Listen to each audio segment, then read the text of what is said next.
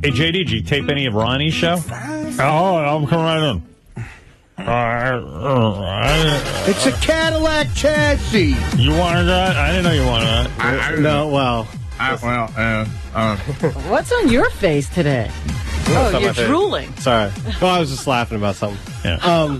Everybody spits all over themselves. You're laughing, and of course you drool. I was drooling on myself and peeing my pants. That show can be for people, I don't know.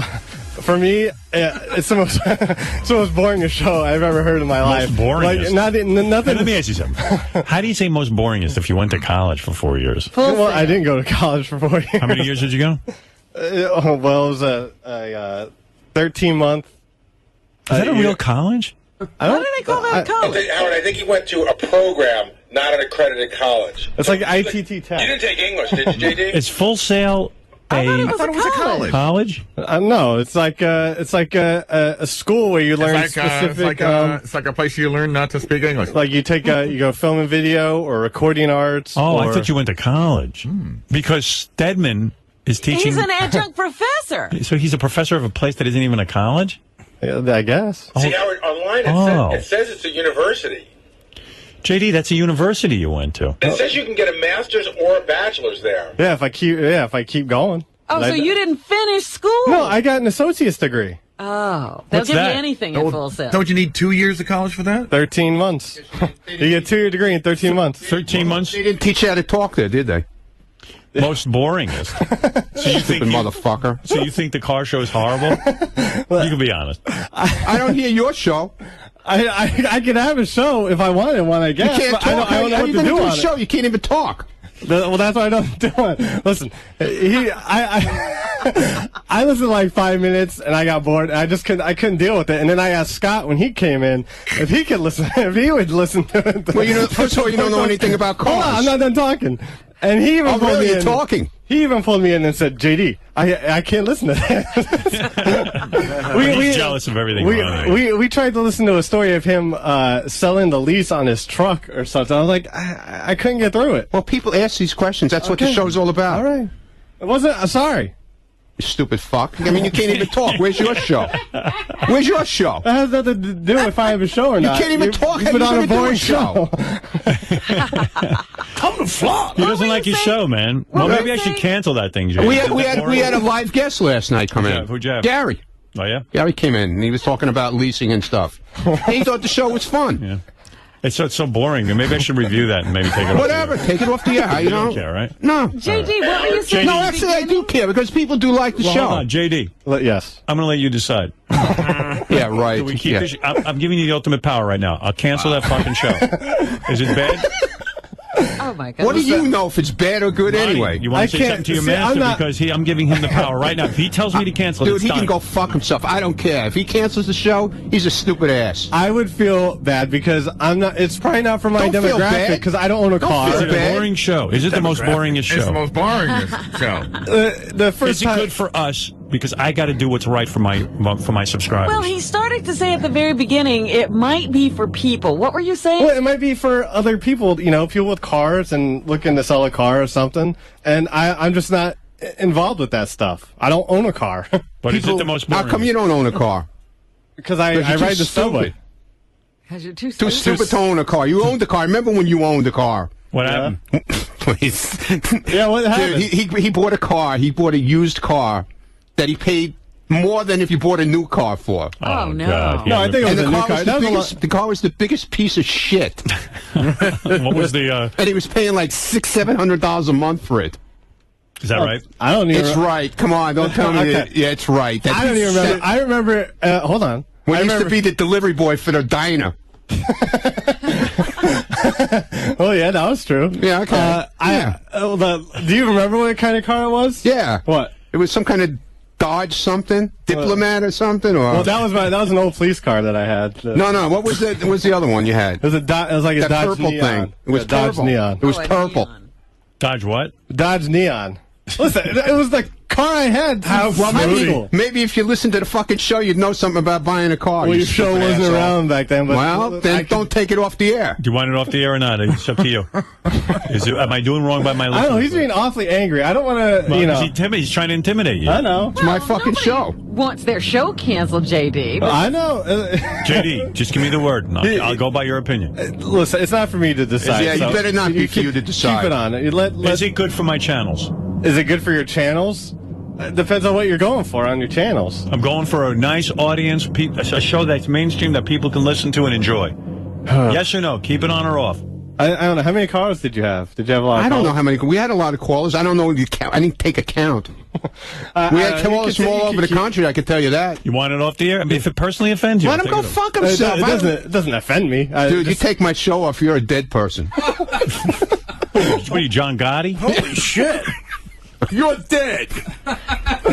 I didn't realize that. I didn't realize this show was so important to him. Of course it is. It's not only my show. It's Wayne Siegel's show. It's this other guy's show. Cadillac Sean. Yeah, and a guy who didn't even show up last night. Well, he had to go to softball. It was more important.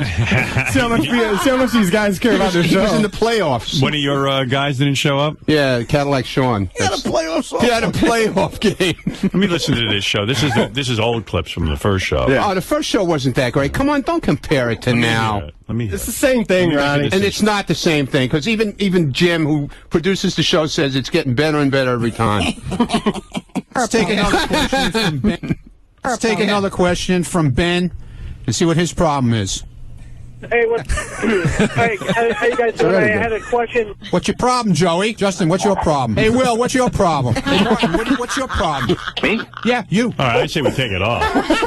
What are you talking about? That's insane. What's your problem? Yeah, but people, they call up with legitimate shit. And there was one guy who called in who actually had a problem from the last show and took advice from Wayne and straightened out his problem. So you want to hear something sort of crazy? And actually, Ronnie was telling me this, and it's sort of sad in a way. What? So they're doing. I'll talk about what you told me. Yeah, sure, no problem. Where Ronnie lives, they're doing some. They're trying to build some new houses. So they had this piece of woods at the end of his block. I remember that piece of woods. The old house. Yeah, the old house on the corner. So it was all woods. It was nice. So they're clearing the land for the new house. Houses, yeah. And last night, Ronnie said the weirdest thing happened. Tell everyone what happened. So I did my show, and I went home and I went to sleep. Yeah. About 12:30, I hear tapping on my front door. The dog goes bananas. He goes flying out of the bed. He goes crazy. I go out there, and as I go to the front window, there's 5 raccoons going away from my front door. Wow. They were knocking on his door. They were knocking. They were tapping on the door, and they had done it to my neighbor a couple of nights before. Like they went to her back door, to a sliding glass door in the backyard, and did the same thing. But it was early. This is 12:30 at night. Now I'm up. The dog went ballistic, woke me up, and now I can't go back to sleep. So there's a family. It's like 5 raccoons who are displaced now because they have no place to live, obviously. Yeah. And these 3 ugly, huge possums. Oof. Which are rats. Oh my God, they are hideous looking. See, they probably all lived in the woods. They weren't bothering anybody. And now they're all moved out. So now I gotta call like animal kind of polite, control. Like they were knocking on your door trying to get in. Yeah, I don't know what they Kind want. of polite. I mean, imagine 5 raccoons sitting there knocking on your door. What's your problem? Listen to the auto show. I'd give them a show, those raccoons. It's on a raccoon chassis. It's just kind of sad. I see this happening so much. Like there should be a moratorium on building on some of these lots already, because there's no more empty space. It's like everything's being built on. Not here. There's plenty of empty space No, in the middle this of house was like, it had to be, I think it was like 125 years old, this house. Right. And then the lady, she was up there in age, and then she sold it to a contractor, and then they flipped the property to somebody else, and now somebody else bought the property, and they finally sold it. So now they're going to, tear down this old house and build a house or two there or something. But now these animals are running around crazy. They don't know where to go. No, they're all lost. Well, they're displaced. Yeah. So That's I'm going right. Nobody thinks about situating the animals. They just cut down the woods. Yeah. You deal with it. Raccoons, a lot of them are rabid, aren't they? Yeah, well, they can be. Yeah, and don't ever corner one, because forget about it. They'll tear you apart. Because I remember a story. Do you remember Jan and Craig from the Window Factory? Yeah. Jan lived in that condo over there in Woodbury. Yeah. And he had one get in through his chimney and came down out the fireplace. Right. And then they were in his den. And They were sitting in the den, and they saw it come out, and they ran out of the room. They closed the door, and it was trapped in there. It tore the room apart. It ripped the furniture up, everything. And I remember they had to call the police and come and shoot it with a dart gun. It was a whole thing. Wow. They're not good animals to corner, man. No. They're wild. That's like cornering me, JD. All right, so, hey, what were we talking about? My show. Canceling his show. Shoot him with a dart. All right, forget about his show. What else were we talking about? Something else? I don't know. That's all I came Full into. Sail or something. No, you asked him if he taped my show, which he didn't. He didn't. No. Well, even if you find the show boring, you have to tape it? Did JD, shouldn't it's you not listen? taped. I mean, I can drag it over and. How could you say it was boring? Wait, what? I told you I listened to the first 5 minutes and it was. So if it was so boring, you should have taped it so Howard could rip it apart. It's already taped. That's your That's job. the problem. That's your job. No, that's not the problem. That's your job. It's already taped. That's your job, isn't it? No, it's not my job, actually. Howard could have ripped it apart today if it was so bad. If you would have taped it. Isn't that your job? I don't know. I don't know my Were job. you talking on your show about what's the best car to have sex in? This girl calls in she calls in, that was one of the questions she asked. So what was the answer? A 67 Dodge Dart. I like a Le Mans person. Why a Dodge Dart? That's a little small. Yeah, but that was the car I had at the time. Oh, I see. Yeah, but I was just thinking that I had a Dodge Dart, and it was like, that was not. Yeah, well, at that time, it was the best car. I tell you what, it's got a lot of room. It was 74 AMC Matador. That's what I had. Yeah, well, I said a 72 Caddy. That's got a lot of room. That's got a lot of room. Yeah. Fascinating. Yeah, it was fascinating. That was the only really stupid question. Everything else was legit. All right, thanks, JD. Thank you, Ronnie. Yeah, thanks for taping. It is Thanks taped. for doing your job. I did my job. No, you didn't. You didn't do your job. You did tape it, right? It's taped. Listen, So why don't you go listen to it and see if you find anything funny on there or something interesting to that's play? what I tried to do, but it's a lot of and then plus what if there's something that's mind blowing or whatever. Scott listened to it too, or tried to. Scott, you were bored with Ronnie's show too? I just put that clip up on GP2 in red. Yeah. It's Ronnie talking about buying his lease car. I dare you. It's almost 5 minutes long. Yeah. I dare you to get through that clip. Okay. Go ahead. Let's see how long we can last. Yeah, exactly. All right, here we go. This is Ronnie's show last night. Let's see if we can last, Robin. All right. Every month, used car prices keep going up. Dealers can't buy enough cars. I'm a perfect example of that because I was going to go lease a new truck. I'm done. I'm a GM guy. I like GM cars. And I went to get a GMC Denali like I have. Now, they tell me to get a new one. They don't have them. They didn't even make them yet. The 2010s are not even in production yet. Right. They're not going to start production until sometime mid-October. And if then. The dealer had no 09 inventory? Nothing. Nothing Gone. to choose from? Nothing. They didn't have any. Was that one of the dealers that was shut down?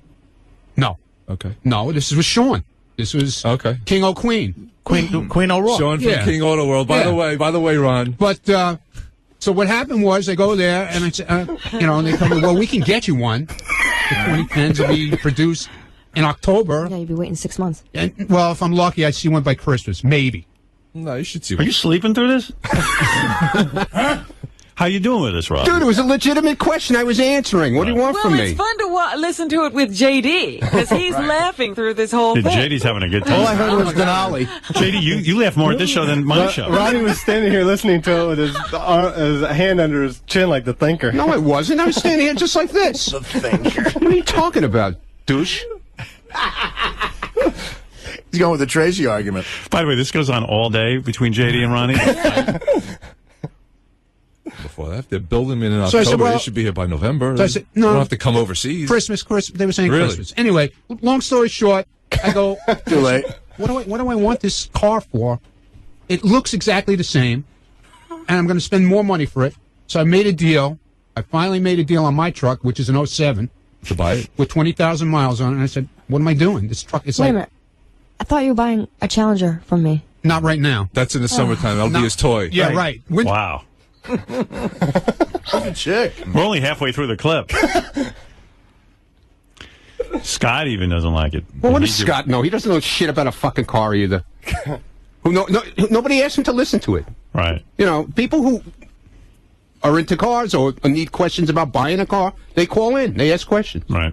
I mean, if you don't like it, take it off. What can I say?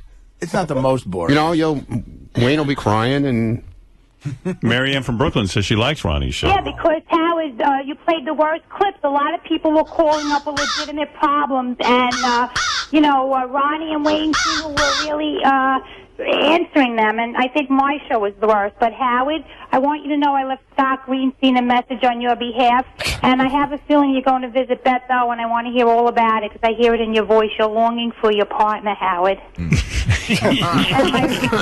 I right? Yes. You're longing for your partner. Artie, don't stop me, Artie. And Howard, Alice wants me to give her a shout-out. She's been thinking of you, but she can't call. Who? Alice. You know Alice, our friend Alice from California? Oh, Crazy Alice. Yes. I don't call her Crazy Alice. She's been thinking a lot about you lately. She called me to tell me. Oh, thank you. But Howard, let's hear about that, though. We're waiting. What? We're waiting patiently to hear about your trip. I know you're leaving and you're going to visit her. We're talking about my car show. I said it was good. That's enough, Ronnie. All right. Thank you. It could be a show that's good for the public, but clips-wise on this show, sorry. You're longing for your partner. It's like one of those these real estate shows where they show just the houses that are for sale. Honey, it's me, your partner. Dude. Sorry. All right, Ron. right. Well, so far, JD says keep the show. So there you go. JD, I'll give a shit. Tim says keep the show. That's all I care about. All right. Thank you. Fuck him, that idiot. Tim also I'm not a said, program director. Keep a half an hour. You're nothing. You didn't even tape the show. It is taped. You didn't pull clips like you're supposed to. I'm not supposed. You're supposed. He asked for clips. I'm supposed to. He asked for clips. Yeah, he asked now, for clips. If you want clips now, I'll pull them. But I'm supposed to present pull them? interesting material for the show, and that's what I try to do. Subject is closed now. We don't need the clips. Okay, it's fine. You asshole. Should have pulled them last night. This is a lot more entertaining anyway. What do you come in at 2 in the morning for? For what? What, do you go to sleep? Not to listen to that show. Huh? What'd you pull last night? Huh? I pulled some Obama stuff that wasn't that I. We saw Obama. We saw enough of him yesterday. You're not kidding. Well, that was you. Yeah. I voted for the guy. I was sorry. When he was driving by to close up all of Manhattan. All right. Thank you. You're welcome. I hate that routine. When the president comes to town, the whole world's got it. And Obama even apologized. I was reading the newspaper. He apologized to New York for tying up traffic. Yeah, that's great. But you know what? Don't tie up traffic. Don't apologize. If you're apologizing, it means you're doing something wrong. When he came here for a date night once, great. Everybody at the restaurant had to be searched. Yeah. And then he goes to a Broadway show, and again, it stops everything, and everybody there is affected by his appearance there. Yeah. Oh, Stay home. It was insane. I mean, the city gets insane. And I was like, oh, my God. I mean, there are people who live here. And work. jobs have to be done. Yeah. People have to get places. Well, think about an ambulance. Like how many people are dying in them? No, ambulance was allowed to go right through. I saw that actually happen. I was there. I was behind the barricade. No, but I'm saying, I'm sure they let it through, but the traffic in general, sometimes they just can't go anywhere. All right, Carol, you're on the air. Howard? Hey. Hey, I was listening to your replay on my way home yesterday, and I heard you talking to that girl about ass licking. Howard, you have got to try this. You thought you had a problem jerking off when Beth was gone? This feeling is so intense. You will never have a problem again, Renzel or not. I don't understand what she suggested. How's he going to lick his own ass? Exactly. So I have to lick my ass? No. Have Beth lick your ass, or you lick Beth's ass. I've offered to lick Beth's ass. She won't let me do it. I've said to her, let's get a little crazy. She doesn't want to get that excited. And then sometimes I just start to, get crazy. And then she's like, whoa. No, you got to surprise her, Howard. When you're down on her, just start working your way back. Nah, she's not that crazy. She's not that wild in bed. You know what I mean? She likes to do her. That works. I don't think that's going to be happening for me. I'm telling you, the surprise is the best. I think once you're back there, So your husband does that to you? Oh yeah, I do it to him. He does it to me. Curls his toes, everything. Wow. I'm nuts. Well, that sounds good to me.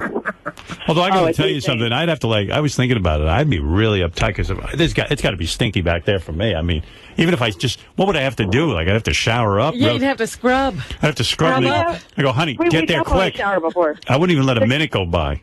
No ass breath. Because then bacteria comes into your ass and starts to stink. Well, how far do you want her to go? I don't know. I can't. I am sure the rim even just smells. You know what I mean? I can't imagine. I'd have to do 3 days of fasting, 1 week of enemas, bleach, and then have to bathe continuously.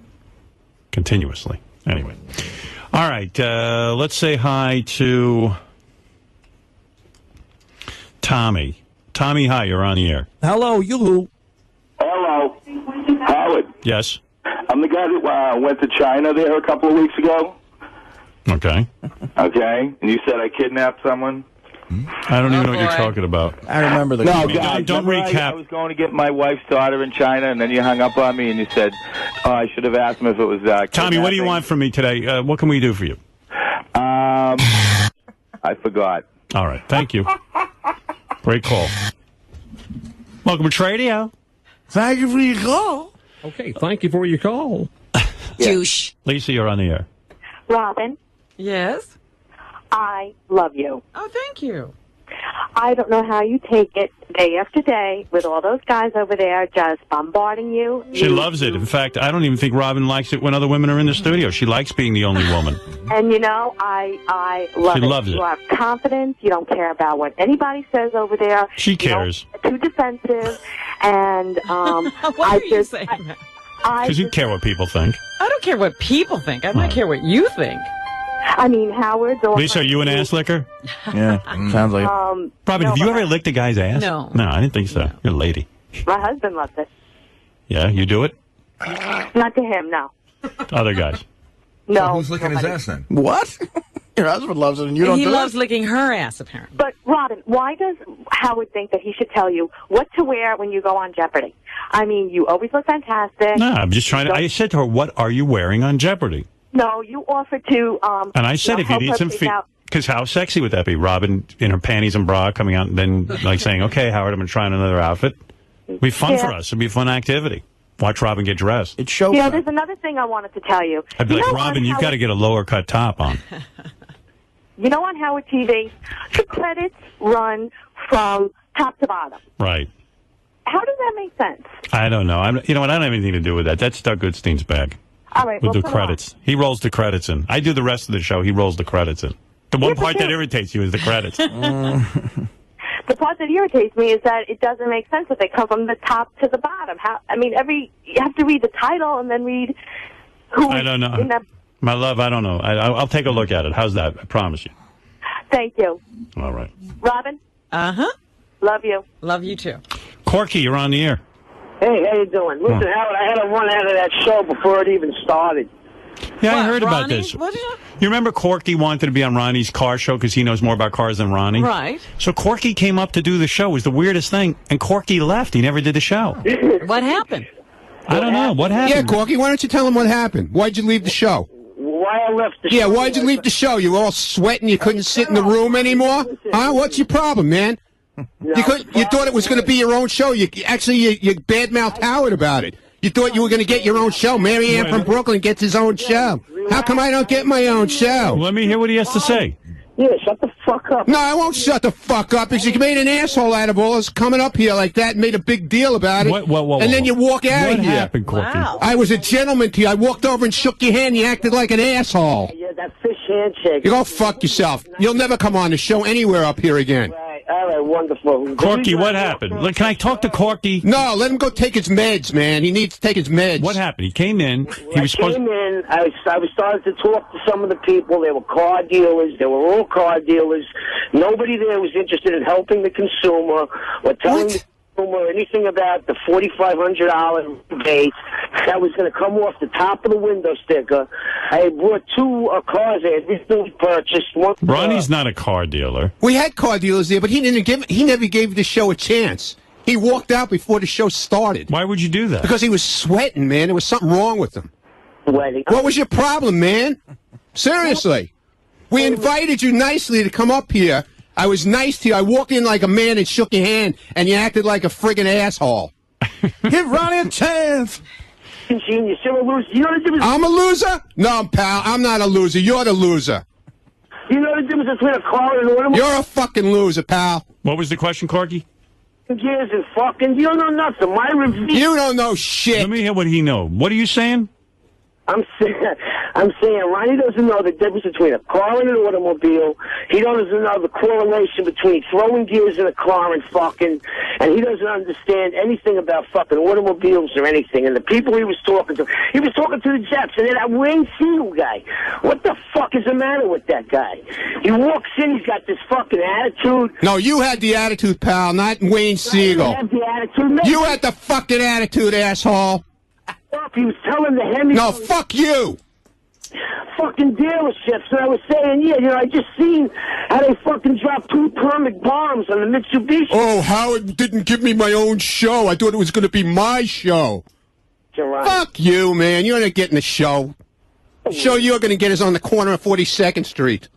Anyway, you know what my reveal would have been, all right? Yeah. Oh, I'm going to talk about my 68 Hemi fucking Roadrunner. That's what I want to talk about. I'm going to put a Dana rear in it. Whoopee. Good for you. Nobody's interested in that shit, pal. I was explaining to you how to stay interested in your girlfriend. That wasn't my girlfriend. She's a guest on the show, okay? All right. Just like you were. But you were an asshole and walked out.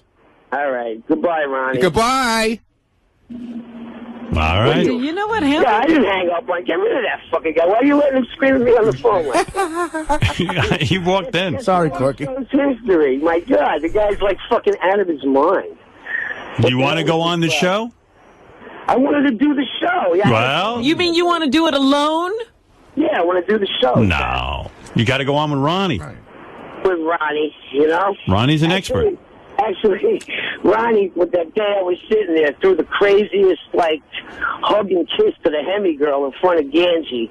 That he I don't know what you're talking about. But Ronnie, you know, Ronnie was willing to do the show. Hold on. What do you got? What's going on now? Here's the producer of the fucking show. Tell him what went down. So you had told Corky, you said, yeah, you can come on and do the show with Ronnie. Right. Who's this, McClure? This is McClure, yeah. Right. Did you tell me just before the show started, don't say nothing for the first segment? I told you for 3 times when we talked on the phone, you're going to come in, you'll be part of the show. When you got there, I said, we're going to do like a 10-minute segment, then we're going to bring you on and introduce you. Excuse me, people, but I'm an FME winner, okay? That guy's a fucking psycho. All right, so you told him what? Go ahead. I told you to sit there and hang out for about 10 minutes. We're going to do one segment, kind of introduce everybody, then we're going to bring you on as a special guest, and you'll be part of the show.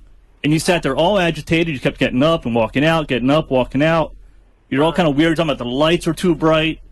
And then you got up and left as soon as the show started. Like 2 minutes into the show, you're like, I'm leaving. I'm not staying What do you mean the lights are too bright? Did you give Stern the gift that I gave you to give him? No, he threw it in the garbage. What do you mean the lights are too bright on the show? Who said the lights were too bright? You were talking about the elevators are weird and the lights are too bright. It's too hot. Everybody's freezing in the studio. Your shirt's unbuttoned down to your belly button. You're so strange. Listen. And I'm strange, huh? Yeah, you are strange. Yeah, I'm strange. Anyway, what do you want me to tell you? I want you to tell. Why don't you guys have him back on? I want you to tell you why you walked off the show. That's what I want you to tell him. I walked off the show because I had intentions of doing the show with you, not sitting there with the guy in the green room. I asked 6 times what he did for a living. Finally, he tells me he rips off rich people. All right, Wayne Siegel, who's a car dealer, and is not giving the right information to the consumer. I'm about the consumer. How do you know he's not giving right information? The guy has 3 dealerships on Long Island. How do you know he's not giving the right information? Fucking cars. He had nothing to say. He's a fucking... You weren't there. How do you know he had what to say? You walked out before the show started. No, what do you think? I didn't hear it? You think I didn't hear it last night? It's not even listenable, too. Then don't listen. Nobody asked you to listen. All right. And we're not asking you to come back. Don't worry. Right. You're not asking me. No, I asked you nicely to come the first time. Why don't you go on the show and do it the right way? No, I don't want him there. I want him there. He'll come there with a fucking machine gun. He's crazy. Oh, yeah? A machine gun? Dude, I was fucking chilling out. All right? Chilling out. You were sweating like a pig. You think he's nuts? Yeah, I think he's nuts. You do? Yeah. So you vote no on him on the show? I vote no, yeah. All right. Really? Corky? I'd put him on the phone, but he really was kind of freaky. You know, he sounds all right. He sketched everybody out. He just sounds like He sounds all right. These I'm guys not saying he's right in his opinion. These guys think you're crazy. Hey, I don't see it. I thought you went to sleep. No attitude. I'm up. I didn't give you no attitude at all, man. Listen, I was talking to Wayne Siegel. I tried to make a joke with the guy up in the head. He had like some crazy attitude. All right. It's not working out. I tried to bring an exciting show together, like Corky and Ronnie host the show and do some fun things. The guy walked out, man. I was nice. I walked in. Jim, He brought in like a newspaper Jim, ad with him in when it I from, like walked 10 in- years ago. He's like, look at me in the paper. And even Melissa's kind of like, yeah, you're really weird. No. Seriously, when I walked in, did I walk over and say hello to him, You shook walked his right over hand? to him, shook I hope his we have a hand. good show tonight. And the guy, do I invite him back? You're a pro. Do I invite him back? No. No. I'm not saying he should do the Ronnie show, but if he's that crazy, I think we ought to meet him. Different show for You've him. met Corky We many have. times. Oh, yeah. That chick was calling me a grinder for being able to get a good deal on a car, all right? The only thing that ground that chick was her tits off, all right? Attitude. She didn't know what the fuck she was talking about. All right. All right, Corky. I guess you're the only one who knows anything. I'm sorry, man. I'm sorry it didn't work out. All right, Corky, thank you. You know Corky. We gave him that name because he looked like that guy Corky on that retard show. Oh, okay. I don't Oh, and he was also mad because you didn't bring up. What was he mad about? He didn't bring up. You never asked him about his relationship, and what he's how been his doing for the divorce last 10 went. years. And- Hey, yeah, he was all upset with you too, man. I didn't know if he wanted to get into that history. He was all bent about you not bringing shit up, and please, it was a whole deal. All right, well, I mean, who knows what's going on. All right, boys. Let's get right over to Johnny Hine. Johnny Hine hosts a wrap-up show every day at 11 o'clock. Oh, Johnny. Go ahead, Johnny. JD described Ronnie's car show as the most boringest radio program he's ever heard. The most boringest. Yes. Yes. But when Howard gave JD the opportunity to cancel the show, He wouldn't do not- it. He wouldn't You see, pull the plug. A lot of people around here go, oh, they want to be the boff. They want to be boff. I don't know if JD's ever seen Well, they all fantasize about it. So I gave JD the power. I said, JD, you heard the show. You've heard it a few times. You're in charge of the channel. I'm putting you completely in charge. I'm taking You Tim said out of the it's picture. the most boringest. I said, right now, you want to fire Ronnie and get him off that fucking car show. I want to be responsible. It's not so easy, is it? You give somebody the power and they back off the power. Power's an interesting thing. Well, it's like looking down the barrel of a gun. One must be groomed for power. Watching the guy who knows how to fire the gun. Yeah, did you see how It JD makes it choked? looks easy. It makes it look easy. You know JD wanted to fire him. He didn't have the balls to pull the trigger. Ah. Wouldn't make the call. Wouldn't make the call. What? I said, you can make the call. He said, did you say it was most boringest? Go ahead. You're the program director now. I'm putting you in charge. Do you want Ronnie's show off the air? You have the power to do it. Giving you the power. Superman is giving you his power. I'm sure they'll be discussing why he couldn't pull the trigger on the wrap-up show today. Of course. Absolutely. We'll debate if JD was right not to pull any clips from Ronnie's show last night. Couldn't pull it. If Ronnie intimidated JD into making this decision not to cancel. Well, he said he'd kill him. I think that was an obvious threat. JD, what do you want to say? Cancel it. Oh, Go ahead. Cancel. No. He ain't standing here. It's up to you. Get Ronnie in here. You cancel. You're ready to cancel the show. Don't make it up to me. It's not up to me. It's up to you. Do you want to give Ronnie his shot on the air every week, or do you want to take it away from him? Oh, once a week? Like every week? He doesn't do it every week. Yeah, I know that. Do you want to take away Ronnie's show permanently? You can't do it. Giving you the power. Cancel it. Just cancel it. You can't. You're canceling If Ronnie's the show. public, if there's such a public outcry for this show, then you can bring it back. But I'm not going to hear any public outcry. Well, so if I don't Tim, hear any public. If Tim or someone hears this public outcry, You're the one. I gave you the power. I don't hear Ronnie's show. I said to you, you now have the power to cancel Ronnie's show. There's Ronnie. Look him in the eye and cancel the fucking show. Then. I'm sorry, Ronnie. Sorry what? You know what the show means to Ronnie. Sorry what? Show's canceled. Okay. All right. Wow. Okay, there it is. No problem. JD just canceled Ronnie's Does show. Does it really mean that much? Wait a minute. You're canceling it. It doesn't matter how much. Does it mean that much? You just canceled it. No, I know. It's history. Just because you're an Find idiot. out why now. Just because you're an idiot and you don't want your own show, that's not my problem. It means a lot to me, okay? And the other people that do the show. You're in charge. Okay, can we cancel it? But if there's like, I just told you, you have a decision. Either cancel it or keep it on the air. if there's a huge, if we There's cancel not it, going to be any huge outcry. There's not going to be. I was fired. There was no huge outcry. We can answer There's not that gonna be now. any outcry. Yeah, what do you think? They're going to picket the building? You've got to make the decision. oh no, you tell me. Okay, yeah, go ahead and cancel it. Okay, it's done. There, No John, more show for Ronnie. It's over. There, John the Stutterer on. All right, More John the Oh, that's real interesting. Ronnie, JD cancel. the Hey, show. whatever. Okay. All right. Sorry, Ron. Okay. Is there anything you want to say? What? Is there anything you want to say? I mean, the guy just fucking fucked you. He stabbed you. He fucked you. Right in the ass. Well, yeah, you got to say goodbye to your fans. Look, you gave him the power to do it. He's you now. Right. He canceled the show. I go by what you say, because he's you. Right. Okay? I gave him the power. So? That's pleasant. I'll take it and I'll walk away. But he can go fuck himself. I'll never speak to him again. Oh. You don't speak to me in the first place. Yeah, bullshit, you Not to little yell at fuck. me. Yeah, okay. Okay. Yeah, you're just a little jealous bastard because you don't have your own show. Okay. You had your chance to do a show and you never fucking did it. Yeah, because I can't think of anything else to do. But we do things. People call in and we do. They we give them good advice. Okay? Despite what people say, like called in before, like Corky, which means nothing. Okay. All right, the show is canceled, JD. Huh? Is the show canceled? Sure. Yeah. Okay. Sorry. Fine. All right, it's your call. All right. No problem. Well, I guess he is ready to take the reins of power. Ronnie, honestly, I never thought he'd do it. Whatever. I don't really care. He wants to be like that. That's fine. He wants to be an asshole. That's fine. I'm being an asshole. I'm No, you're being an asshole. Thinking better of You're the being a Howard fucking listeners. What? What do you know about Howard's listeners? What do you know? You just stand back there like a fucking moron, and all you do is look at that telephone screen all morning and run in and out of that fucking bullpen like a moron, throwing people under the bus. I didn't realize you were watching me so much. That's my job to look at the hall. That's But my job to see what's going like on. You're looking at me.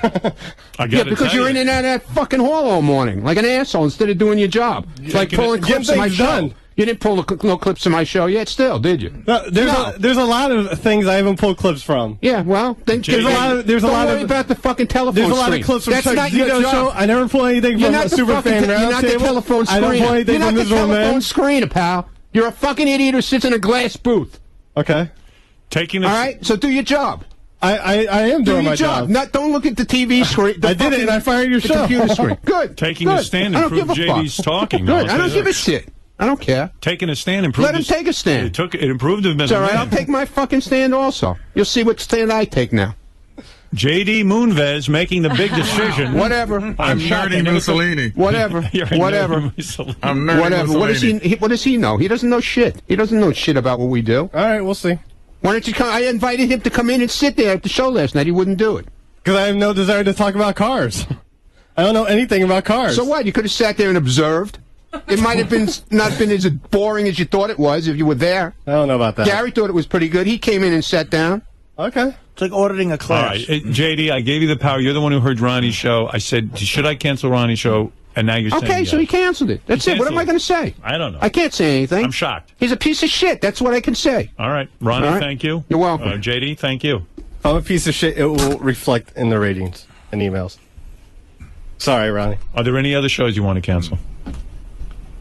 No, not at the moment. I'm giving you the power. Before I take the power back, is there anything No, else? you should take the power back. All right. then. Anyone in the room you want off this show? Yeah. No, I like everyone here. All right. Mumbellini has spoken. All right. The power is back to me. douchey. And a stunning show of leadership. Yes. JD making Rushing tough decisions right in. and firing Ronnie. I can't wait for this What wrap-up made you show. run in now? He's an asshole. Because the way Howard put it, it was more like... You had the power. You were He afraid. said it earlier, and you didn't. No, but it was more... It wasn't... This was like... I don't know. I'm not going to be able to explain it good. Or well. See, I took the power away. Now he can't talk again. I lost my mojo. When I gave him the power, did you notice how good he was? Talk, yeah. He was like, Ronnie, you're fired. Now, please The show dismiss is yourself. canceled. That's too bad about you. Now leave. Then I took away the power and he went, He's got this job and his Rick stuff. It's not like his world is crumbling. Right. All right. All right. Well, you made your one big. I made you an executive. Wait a minute. Wait, what was that, Ronnie? What? My fucking world is crumbling. No, I said it's my not world like- is crumbling. I said it's you're not begging, like- You're begging fucking guys to go to strip clubs every fucking night. I said... and my world is crumbling? I know. You fucking piece of Did you shit. hear what I fucking tell said? me my world is I crumbling? said it's not You like can your go world fuck is crumbling. yourself, man. It's go not call like Steve your world Hahn is over crumbling. there and beg him to come Ronnie, so you can okay. get into the strip club without your fucking sneakers on. I said Come on, it's man. not like your world is crumbling. I said it's not. I don't care. It's said- crumbling now, motherfucker. He said it's not like. Let him fuck him. Fuck him. What happened there? Big boss. Well, Ronnie, is JD welcome at Rick's tonight? Don't show up at Rick's. What happened at the strip club with your sneakers? Is JD welcome at Rick's tonight? Who? JD. Welcome where? At Rick's. Look, he doesn't even want to go to Rick's because it's not good enough for him. Oh, really? No, it's not good enough for him. What happened? They let him in with his sneakers? No, they let him in sneakers, but another place won't. His other good friend won't let him in with sneakers. No, so he had to stand out there in the street. They wouldn't let him in. How come at a strip club you can't wear sneakers? Because it's a high-class strip club. Oh, the hookers are offended by sneakers? Wow. I mean, So the strippers?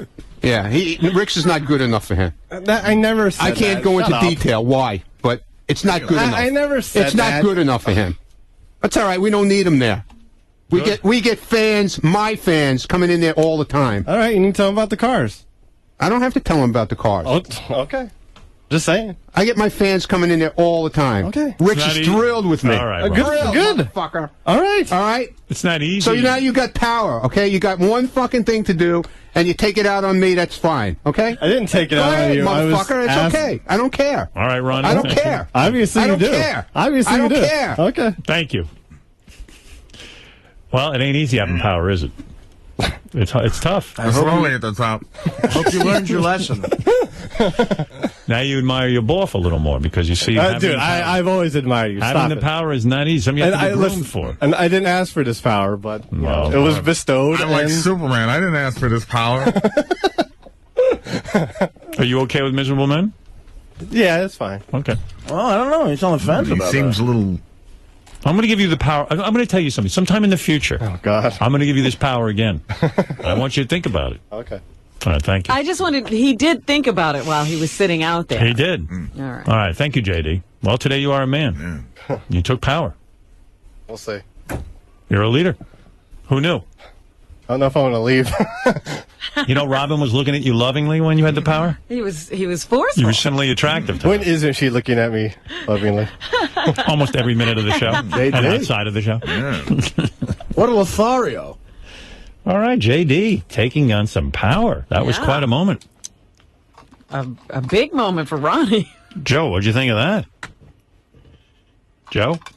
Hey, this is the best radio ever, and I think JD standing up to Ronnie is a real step in the right direction. It's like that Revenge of the Nerds movie, you know? Just stand up to the bully. You feel it was Revenge of the Nerds, part 2. If the jocks were a 62-year-old short man. All right, Joe, thank you. Good stuff. Revenge of the Nerds. I haven't seen a smile on Scott the Engineer's face like the one I saw 2 seconds ago. Oh, because of the Ronnie thing? Yeah, Really? I think. Yeah, he's I thought so they were happy. friends, those two. They're friends, but I think Scott gets very jealous of anything Ronnie gets. Man. Well, Scott was piling right on with the Ronnie show is boring There's Yeah. issues there, yeah. thing. Yeah. Yeah. So I don't know what's going on. Yeah, Ronnie gets everything. I've been with the show longer. He comes up here and does nothing. Was he worried that, or upset that he didn't get asked to be on the car show because he Yeah. knows a lot about cars? Yeah, and how come Ronnie doesn't... Which car can you put a bowling ball in? Yeah, and Ronnie Have it rattle around. gets the strip club, and well, I would like to appear at a strip club, too. I could be Ricky Man. Yeah. I'm not jealous. It was just funny. He's carrying on outside. It was hysterical. Yeah, admit you like this a little JD, bit. no, I like it when he's. You were enjoying JD it. was making his head spin. That's what's so funny. Do you want your own bowling show? We got to find something to replace Ronnie's show. Yeah, why not? My particular bowling ball of choice is made by Brunswick. Brunswick. Right, that's correct. Thank you. Let's talk about bowling, the Scott, AMF years. Was it the right decision that JD made? I would have actually, if I was in charge, I would have spoken to him and have him do another show and try to liven it up a little or try to be more, informative and move things along. I would have given him Yeah, another. but he didn't have that opportunity. I would have given him another shot. You would have. You would have let him continue. Yes. All right. Thank you. Nice to know. Would you ever consider doing your own show about like what it's like to be bald, just for bald guys to talk about when they lost their hair? No, I don't think so. All right. Fair enough. Thank you. All right, Scott. Thank you. I got to tell you, if it gutter balls, what it was like to bowl on 9/11. I didn't bowl. There I stood. tried. Alone. Tried bowling. At the air blowing machine. And it blew my hair off. Not one person from my club showed up. That shows you there's no dedication. To wish her a happy Mother's Day. And And I'm sitting at home, and my mother calls me. Thank you for the flowers. They're beautiful. And my daughter took me to lunch and having a wonderful Mother's Day. And wonderful. You know, so we went through our conversation, and then she goes, your father wants to speak to you. Now, that's always a big deal because my father never really speaks to me that much. It's almost like there's an announcement and then your father appears. The weird thing is you hear my dad in the background. I guess what goes on is both of them can't hear anymore that much. And my mom won't even consider getting a hearing aid. My dad has a hearing aid, but it doesn't seem to change anything. And that's nice. He decides he wants to speak to me. So I'll be talking to my mother. This is what you hear. It sounds something like this. Yeah, Ma, so what? Wonderful Mother's Day. Your sister took me to lunch. I was there with Pam and Sharon. And in the background, you just start to hear like shit going on. And then you hear, look, I want to talk to him. I don't even know if he knows my name. I don't even think he says, hey, I want to talk to him. Harold. And she can't hear him in the background. Let me have the phone when you're done. Let me talk to her. and you what, Ben? Talk to her about your father. He wants to talk. My mother starts getting nervous. Your father wants to talk to you. It's like a big event. Yeah. Well, wait. I'll hold on. Hold the presses. Yeah. Stop the presses. And that's got to mean he's got a definite opinion about something. Yeah, like there's something not burning. to say like I love you. Or something. No, it was something like burning on his mind. So I knew it was big. He goes, I was watching television. Did you see it? I go, what? Did you see it? I go, see what? I don't know what you're talking about. Look, I was watching television. I tuned by the Met game. And they mentioned your name. I said, they mentioned my name on the Met game. I don't even... I go, all right. I go, Gary threw out the first pitch. He's been really nervous. My father doesn't even hear anything. He just goes, barrels on. He goes, look, so I never saw a pitch so horrible. I go, what? He goes, I never saw where they would show a pitch on TV like this. I tuned by, and they're talking about Howard Stern's producer threw out the first pitch. He says, you never saw a ball thrown like this. I go, oh, my God, Dad. And my father can't even have a conversation, but I go, oh, my God, do you know Gary was throwing out the first pitch? His worst nightmare is that the pitch would be wild. He goes, wild? I never saw a pitch like this in my life. Now my father's goofing on Gary. And I'm like, oh, my goodness. I said, you don't know how unbelievable this is because this is Gary's worst nightmare. He literally talked himself into his worst nightmare. Yeah, I said, this is his worst nightmare. I mean, I go, you're telling me it was awful? Now I'm getting like full of glee because if it was a good pitch, we'd be done. Yeah, it'd be over. Now I'm smelling the first 2 hours of the show are going to be fantastic because Gary's pitch was, he goes, it was unbelievable. The man is right. So the man is right. I immediately watched it. And, I said, I have it right here. You have it there. He's like, send it to me. Yeah, right. Like, he wants to remember it. He couldn't believe it. Well, I watched the pitch. And Beth looks at me and goes, he threw it like a girl. So I go, what do you mean? She goes, I guarantee you I can throw better than that. She goes, my father, we used to go out and throw balls all the time. She's the first time. Her father was such a stickler for sports. I mean, she has two brothers who were both full scholarships for sports. Like Penn State type stuff. Yeah. Penn State full scholarship for football and basketball at the University of Vermont. And, full ride, didn't have to pay for college. And she said, my dad I would cry. He'd make me put on a glove. This is Beth. And she says he would throw balls at me until I would catch it. She said, the first ball hit me in the head. Oh. And he made me stand there and he was like one of those sports dads. Yeah. Like the great Santini. And she said I was always grateful in a weird way because she goes, I could always play any sport and throw a ball. And I said, yeah. I said, I don't know what happened with this guy. She goes, I've never seen a pitch like this. And he supposedly can throw a pitch, right? So I don't know who told him that. So we're drinking a bottle of wine at the house. You're on that dead end street still, huh? Yeah, I'm still drinking. I'm sorry, Artie. And I got to. I'm moving 2 guys in with me to watch me full time. Why don't you make your own grave over there? Yeah. So.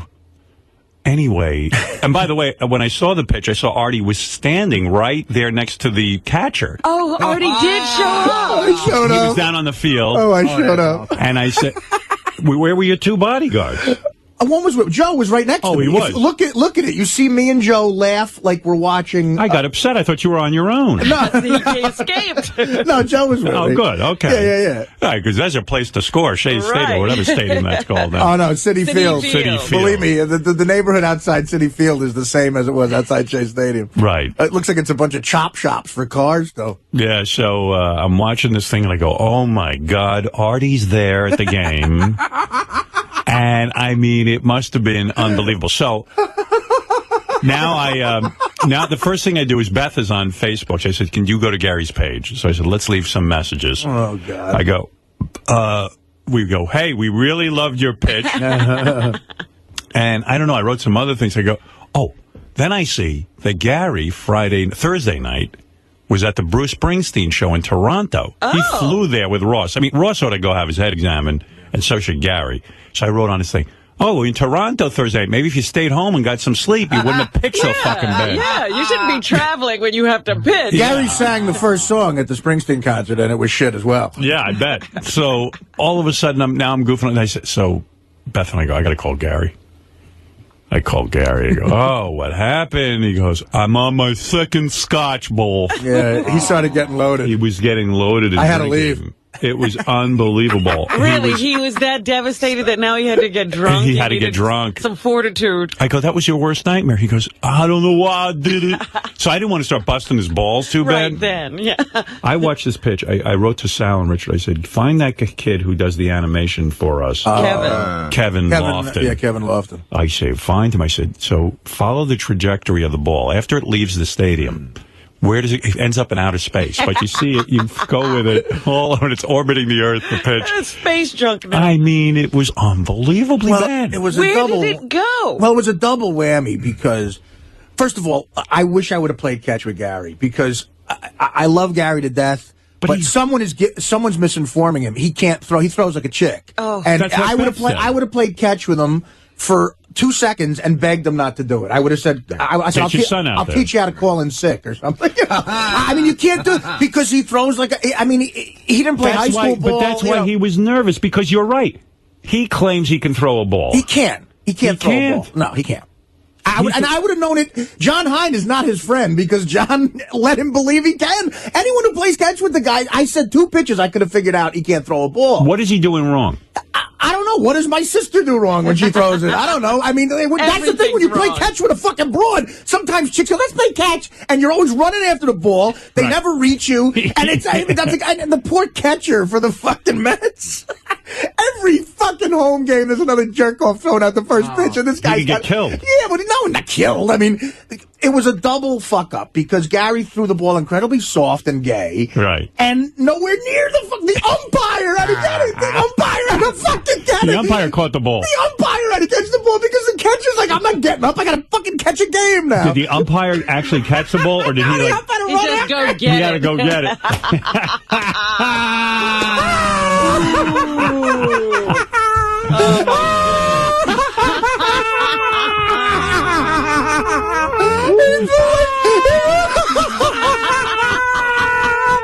Ball was not there, ball. Me and Robert Smigel were there. I said to Smigel, I said, what a great day. We just saw Lance Bass throw out the first pitch. Was the umpire cracking up? The whole stadium was laughing. Oh my God! First of all, they were Baba booing. Right. Every other word was fag. And that was just for me and Joe. Oh, my God. I mean, look. Because I said to Gary when I called him, I go, what did Artie say? He goes, Artie just, hit me on the back, and he basically said, better luck next time or something. So you were like saving it up for everyone. You know what? Here this morning, nobody would talk to Gary. Like Will wouldn't talk to no one because Gary says to me, oh my God, he goes, do you notice no one's talking to me? I go, Gary, they're all waiting and saving it for the air. Listen to this. The Daily News called Gary's pitch the most embarrassing ceremonial first pitch in baseball history. Howard, some broad who I've never heard of sang the national anthem. Yeah. She looked like a Britney Spears or something. Right. She should have thrown out the first pitch. She would have done a better job. And I was trying to justify what Gary did. It was Autism Awareness Day. You should have said he had autism. I said Gary was nice. He threw out the pitch like he's autistic. Yeah, he wanted the kids to feel good about themselves. Will, it was obvious you weren't even talking to them. It was great. I brought my whole family, went out to the game on Saturday. Philly fans, I just wanted to see him throw that pitch. And by the way, we should mention, because it was Autism Day, Gary had brought in about 100 listeners to watch him throw the first pitch. First of all, Gary did an incredibly nice thing. Gary probably raised a shitload of money for charity. It was a charity thing, and he made the ultimate sacrifice. He looked like a fruit. What did Gary's son say? I don't know. I just saw Gary put his head down. He was like so embarrassed. First of all, Gary's kids are the nicest fucking kids. Mary's great. Did they feel bad? Lucas is such a sweet kid. He came up to me before the pitch and said to me, Artie, I love my dad, but if he screws up, you got to make fun of him. That's what he said. Right. After the pitch, he saw how sad his father was, and the sweetest thing happened in the suite we had. He came back up to me and like dead serious. He goes, "Please don't be too hard on my father." So I promised him, but Lucas, you're learning something about life right now. I have a job. I got to do it. I'm making money. You made a deal with a drug addict, Lucas. They don't tell you the truth. This is the way it usually goes with that. But he should have let Jackson throw it out, because Jackson even said to me, you could tell he's a good athlete, and he said, I want to throw it out. I would love to. Like, he was ready to go. And by the way, Sal is in the hallway for the TV cameras mimicking Gary's first pitch before we get to Will. What's he throwing like Sal? Let's see. There it is. He's got the Gary mask on. You're throwing it too good. Oh, you're winding up. Okay. Take a shot put. Oh, man.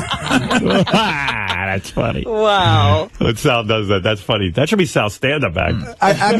I mean, when I heard Will was there, I'm thinking, like, it's all Philly fans, like, in this family. I was with every So patty. what happened when you were in the stands, you were watching? Yeah, we were way back in the outfield, so I had a bad angle for it. So he throws the ball, and you're like, oh, okay, it's going to reach the plate. He actually threw it far enough. Right. But then it hits the umpire, who's about 5 feet right of the batter's box. You're like, is it even physically possible to throw the ball that badly?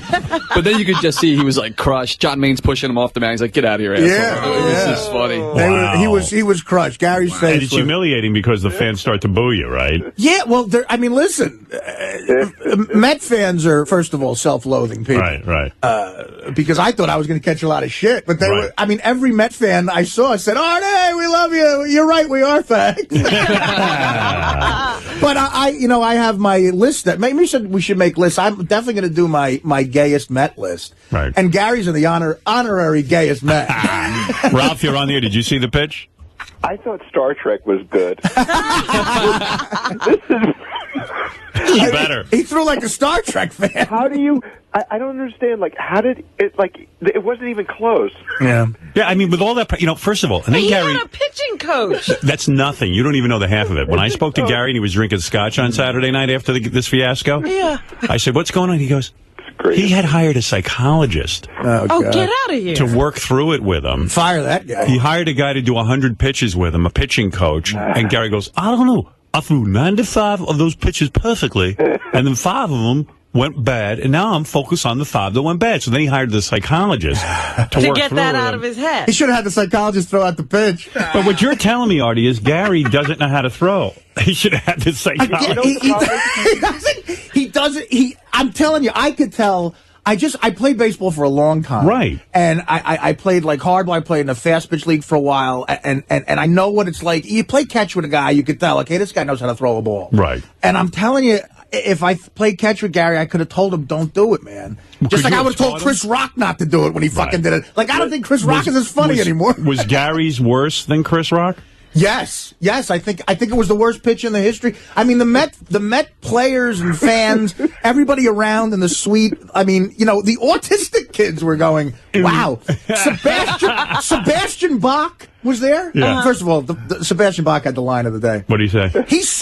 Sebastian Bach sang 3 songs before the game, and no one was listening to him. Right. Well, I thought he sounded pretty good. Right. And afterwards, we see him, and he's like one of those, dude, what's up? Yeah, he's a heavy metal guy. Yeah, right, heavy metal guy. Yeah. The lead singer of Skid Row in the 80s, but he goes, all I know is Gary threw worse than I sang. That's the ultimate insult. Thank God for Gary. Is what he's saying. There was we all He threw worse than I sang. We all took a picture. Do you know the Daily News? I mean, for the Daily News newspaper to say, comment even on a picture. I mean, to say it's the single most embarrassing moment in the history of first pitches. Yeah. In the history of the Mets? You know how many embarrassing moments the Mets have? Oh, here it is. Worse. Gary Dell'Abate, we all know him as Baba Booey from the Howard Stern Show, delivered what has to be the most embarrassing ceremonial first pitch in baseball history Saturday. He had been talking for weeks on the Stern Show about doing this, and Saturday he finally got his shot. The video is below, pretty bad. He may actually be better than Perez and Green combined. If you look closely, you can see Stern sidekick Artie Lang, a Met hater, to the far left during the pitch. In all seriousness, Dell'Abate, a Mets fan, was at Citi Field, the Celebrity Gifts for Autism Awareness Day, which is a great cause, one that's dear to my heart. Good job, Gary, on that. But don't pitch. Yeah, I don't think they're going to remember why he was there. That was from the Daily News, Howard? Daily News. Oh, my God. Yeah, let me check that. You see, Yeah, Daily News. I love Seriously, I think I'm absolutely sure I could do better. Well, actually, Ralph, after that pitch, you should worry about your job. I think Gary should be picking out Howard's clothes.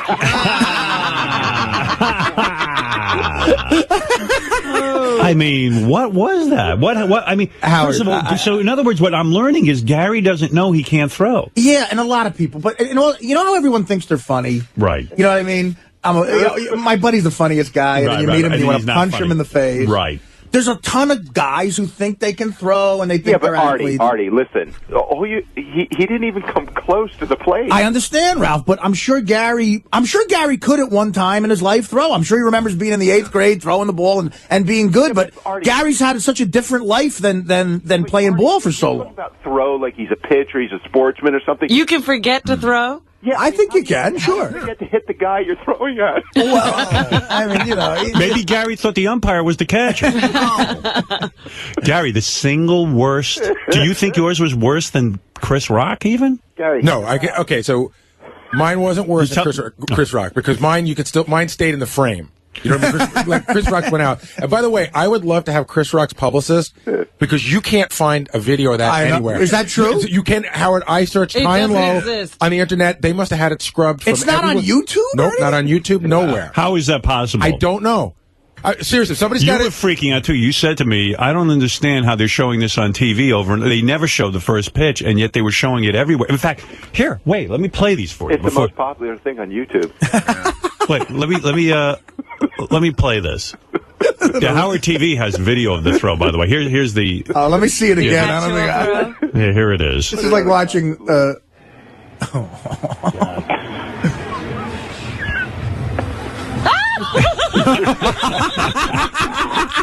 Why did you do this? Well, first of all, there's a couple of things going on. I'll let you. What happened? I swear to God, I can throw, and I swear to God that the way that looks like I can't throw. Okay. And I'll tell you what was going on. No, I'm gonna tell you. Explain it. I'll explain it to you as best I can. Like, do you know right away that was the right after you released it? When do you realize this is going horribly wrong? So here's a few things that are going on. I can throw better than that. I promise you. Right. So I'm standing on the side. Yeah, but that doesn't count. No, This I was got your you. I knew it was one pitch. So I'm standing on the side, and I've got like 8 minutes before I have to go out there. I'm just getting more and more nervous, nervous. I start to do that thing that I do. You know, your lips? No, dry heave.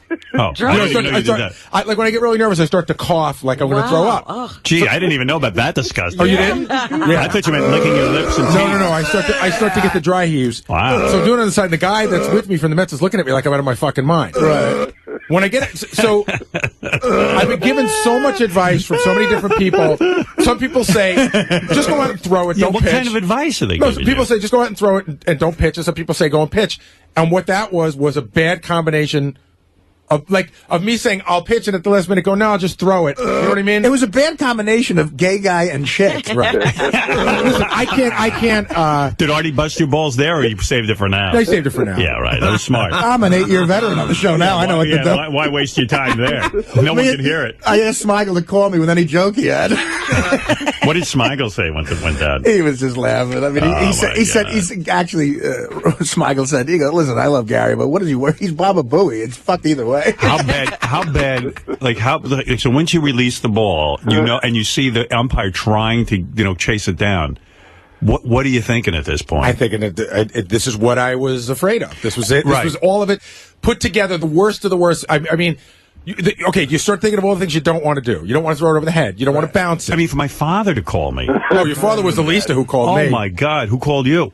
Well, it's always funny who wants to be the first to give you bad news. Yeah, I was pretty much the first one on your face. I got a lot of texts. Like, the first person to give you bad news is your arm. Right. A lot of people were texting me. Yeah. I got about a dozen texts from Booker. It started with, hey, heard it didn't go well. Hey, that's okay. I did it once. And then around the 8th or 9th one, it's about 6:30 at night. I'm drinking, and it just goes, dude, you're on the news. That's what the text says. Yeah. Wait, who sent you that? Booker. Oh, Booker. Hey, at least you made the news, man. Yeah, that's true. Yeah, if you had thrown out a perfect pitch, it would have been over. You're All way right, more here you go. famous than you were the other day. This is a bit of a montage of. This is just different newscasts picking up the story. Wow. Which is unbelievable. Yeah, because Gary was like, this thing won't be seen. It's not going to come around. Yeah, blah, I was blah, going to blah. say, you didn't think it was going to be this big. No, I didn't think it was going to be this bad. Once I saw how bad it was, I thought. I thought it. Listen, here's what happened. This is Star Wars big. Here's what happened. So here's what happened. So it's a bad pitch. We all know it's a bad pitch. I'm bummed out, but still, in my mind, it's within the Howard Stern universe. Right. Meaning, you come to work on Monday, you guys make fun of me, we show it, we put it on the TV show and everybody sees it. Jeff Claro might yell at you. Yeah, right. So and the listeners are there, but listen, the place only holds 40,000. You know what I mean? So what happens is during the game, this guy Kevin Burkhardt is a really nice guy. He interviews me during the game, and then they show it. When they show it, my heart just stopped, because then I realized now it's been taken out of the Howard Stern universe. It's on everywhere. And sent to the world. Right. And then, like yesterday before the game, Jackson puts the game on every day. And before the game, that mayor of Cincinnati that threw like the worst pitch ever. I turn on the game. It's 12:59, and I see they're doing a side by side. Oh my God! I'm not kidding. But here's the worst.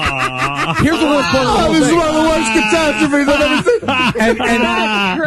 And they say it's close. Wouldn't it be cool if Major League Baseball started to use this clip like in an opening montage for every single game? Like it became like a wide world of sports. This week in fags. So they decided that as bad as mine was, it's pretty bad, but not quite as bad as the mayor of Cincinnati, but it's very close. Right. So I realize now that for all eternity, I'm the second worst pitch. The You're worst linked pitch to in him. New York, the second worst pitch, and I'm linked to the mayor of Cincinnati. This might make Jackson a Yankee fan. While all of this is going on, the whole weekend, like leading up to this, Mary's like getting mad at me, even like the couple of days before the game. Because you're stressed out. I'm about stressed it. out. I'm ruining everything, and because Beth said to me, "How will Mary be about this?" I said, "Mary's a real ball buster. She's not going to sit and give him any compassion." No, so She shouldn't. I mean, this No. is ridiculous. So it's the whole thing. He embarrassed the whole family. Have Mary and your sons been relocated yet? Are they in the witness protection program? So, all right, here's your new name. So we get home on Saturday, and I'm really bummed out. Mary's like, God, I've been putting up with this for 2 weeks. Is this going to go on now? Right. I go, Mary, it's all over the fucking news. Yeah. She goes, who gives a shit? Like, really, what do you care? You did a great thing. Yeah, you're for a autism. man. And I'm like, you're a woman. You do not understand what this means. And she goes, you're a woman too. So yesterday, how do you understand what it means? So yesterday at 1 o'clock after this thing is on TV, Right. Wow. I just hang my head and I go in my office and I'm in there, and she just comes in and she goes, "So you're gonna ruin Mother's Day?" She goes, "This is what it's gonna be. She goes, "This is my day, and now it's all about you." Oh my God! You're really, really. I mean, on a scale of 1 to 10, this is way up there, right? Oh my God! No, Yeah. it's a disaster. Howard, the Met fans were so brutal because we were on the field, Right. And Gary was ahead of me, and me and Joe were walking by. All these fans stopped to tell me what to say on the show. Like they would tell me their names. These two brothers came up to me and said, Artie, tell Gary that Jake and Chubba from Queens says he's a fag. Gary, can I just say you could not have done a better job. Thank you, Ralph. Yeah, this is the greatest for the show. I mean, it's Gary fucked up at the ball game. Looked like a dope in front of the crowd. Threw like a sissy, and that's a fact. His throw should be considered a homosexual act. So let's boo. Boo, boo, baba, boo. He should be spanked by Hal McRae. 'Cause it's 1, 2, 3 times you're gay when you throw 20 feet from home plate. I can't do it. I'm too stupid. I just can't figure it out, I swear. I don't know what I was thinking. I'm an idiot. I'm a friggin' idiot. Go fuck yourself. Shut up, asshole. Fuck you white asshole. Fuck you, you white asshole. You white asshole. What was that? Richard, by the way, Richard, I guess definitely grew up in Kansas because the one player he put in there is from Hal McRae. the 1977 Royals. Hey, this is sweet. Gary's kids are on the phone. They want to make him feel better. Hey, Gary's kids. Oh, that's mean. Kids, what do you think of your dad? All right, they can't stop That sounds like Jake and Chubba from Queens. Howard, here's how you know it's really, really bad. I get a text. I'm going to pick up my mother to bring her home for Mother's Day. I get a text on my phone, and it says, sorry about the first pitch. How are you doing? And you know how people text you and you don't know who it is? Right. Yeah. So I go, who sent this? Because they should put their name on it. So what I usually do is I hit the button to dial it, and then I usually get the person's voicemail. It was the owner of the Mets. It was Jeff Wilpon. You're kidding me? I sort of know him. But it's just like he wanted to see how I was doing. Wow. By the way, they announced the game in Spanish. You could even hear during Gary's first pitch they reference it. Pero primero, aquí está Gary Delabate del Howard Stern Show para tirar la primera pelota del juego. Please welcome Gary Delabate. También lo conoces como Baba Booey. Y ahí va. A la puchica, este pendejo Monkey Boy no puede tirar para nada. Quizás con ese gran peso de su tooth and gums enorme, su balance ya está todo chiflado. Los otros jugadores ya casi están cayendo por el ass breath que tiene este hombre. Ahí va ese Neanderthal jungle creature, ¿oímos? Todo el mundo. Y ya vamos a regresar después de estos comerciales. Oh, my God. Wow. I got to tell you, the other thing is, it's a real, sociological study in how people treat you, because some people who you think are your friends, I got a couple of emails from people who were really, put the best spin on it. Like John Hine, okay, is a great friend, but Mark Tinker and Jeff Probst both sent me notes that were like, dude, it was a fucking disaster, but trying to be supportive. And then some people are just like, what the fuck? Just assholes. Did you read what I wrote on your Facebook? Yeah. I wrote, I was nasty. I wrote, what the fuck are you? First of all, I see Baba Booey went off to Toronto. I said, Right. I love how you can always connect those two. I wrote, how did you have time Following to... Springsteen now? Yeah, I go, I saw Springsteen in '79. That's why I fucked the piss. I go, how do you... He went to Toronto Thursday night. I go, how do you have time to go to Toronto? And Ross Zapin, too. I'm off on Friday. Springsteen will be here. Why does he have to go to Toronto? I'm going isn't next off on week in Friday. New Jersey, 10 feet from my house. Yeah, I mean, I get that. But you know what, Howard? If I had maybe time, I would have gone. I go, maybe if you didn't jet off to Toronto, you would have been awake enough to But fucking why throw do the you pitch. need to see him in Toronto? I don't know. Is he don't better know. in Toronto? What did you do? You went to the... I heard the plane was late, the whole thing. Yeah, the plane was delayed. We barely got there. Oh, my God. But we got there. Why would you put yourself through that? Fucking insane. What do you got there, Jason? The article from Newsday.com. Oh, Newsday. What does Newsday say? Let's see. Howard Stern's longtime producer, Gary Delabate, is infamously known as Baba Booey. The history of the nickname comes from a mistake Delabate made in the studio many years ago. Saturday, Baba Booey messed up again, big time. Watch it. Then they have the tape on the Newsday.com. Oh, they direct you to that. Huh? Yeah. They're driving people to the website with it. And then guys write comments underneath it, and it's my like, God. ouch, Gary. This pitch just makes me cringe. I watched it live about 15 times. As someone who pitched for 10 years, he should have called me and not a sports psychologist, as he claims. Howard, that's not a comment. That's the author. Oh, that's the author. Oh, my God. That's the writer from Newsday. The key... Oh, I thought it was like a kid.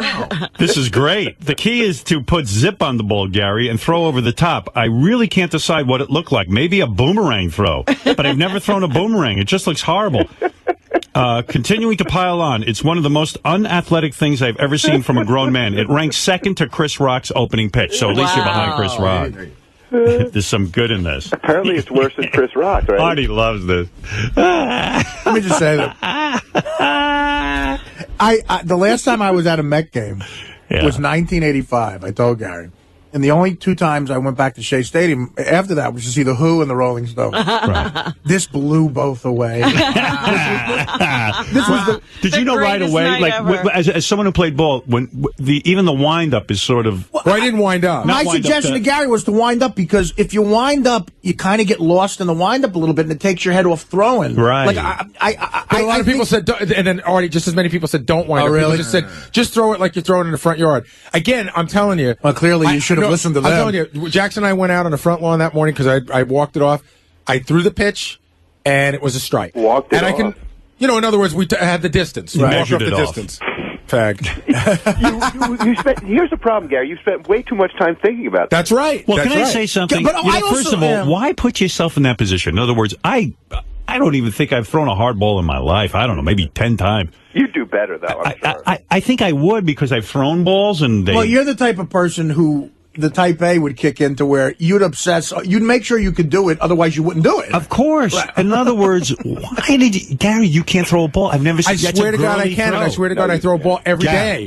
When you, I don't know what you call this. When you go like this, But I decided to do. That's how that's like a girl throws. I decided to do 10 things at once. It looked like you were in the Go-Go's. Yeah, listen, I won't deny Gary, for a second how bad it looks, and I can throw. Is the way you threw it. I know, but that's because I tried. Like I went to go. Artie, like this.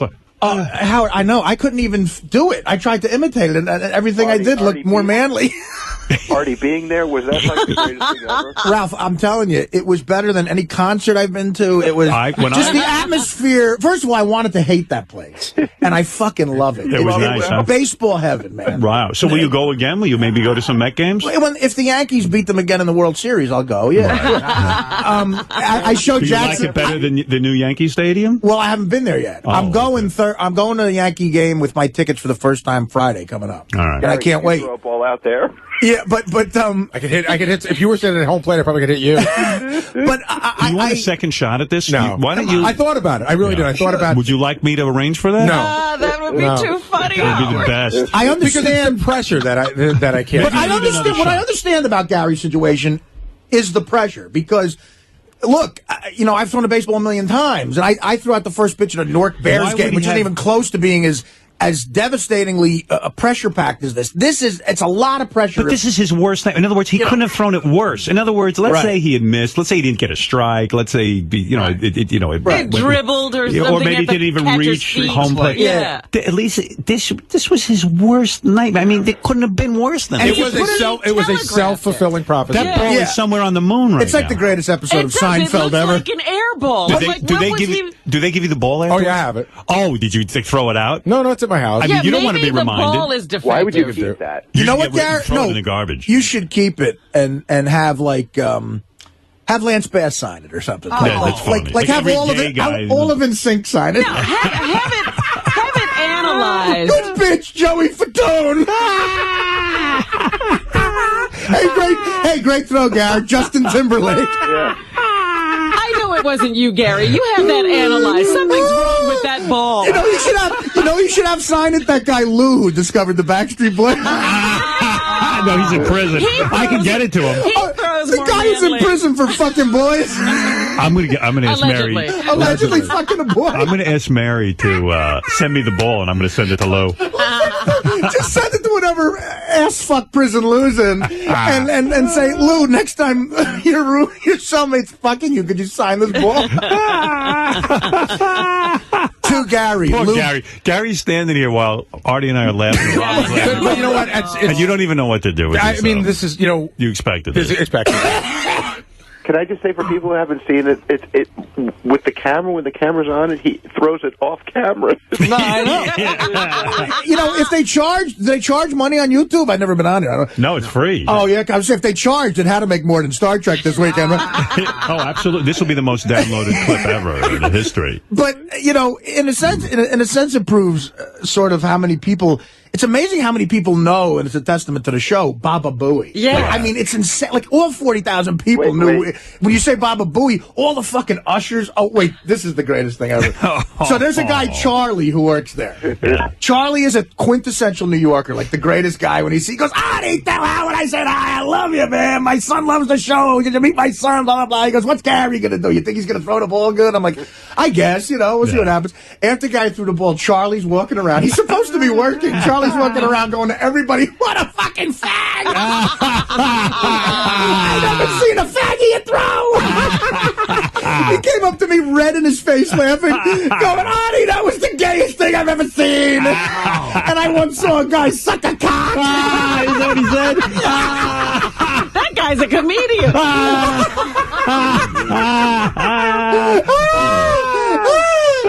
Charlie, if you're listening, call in.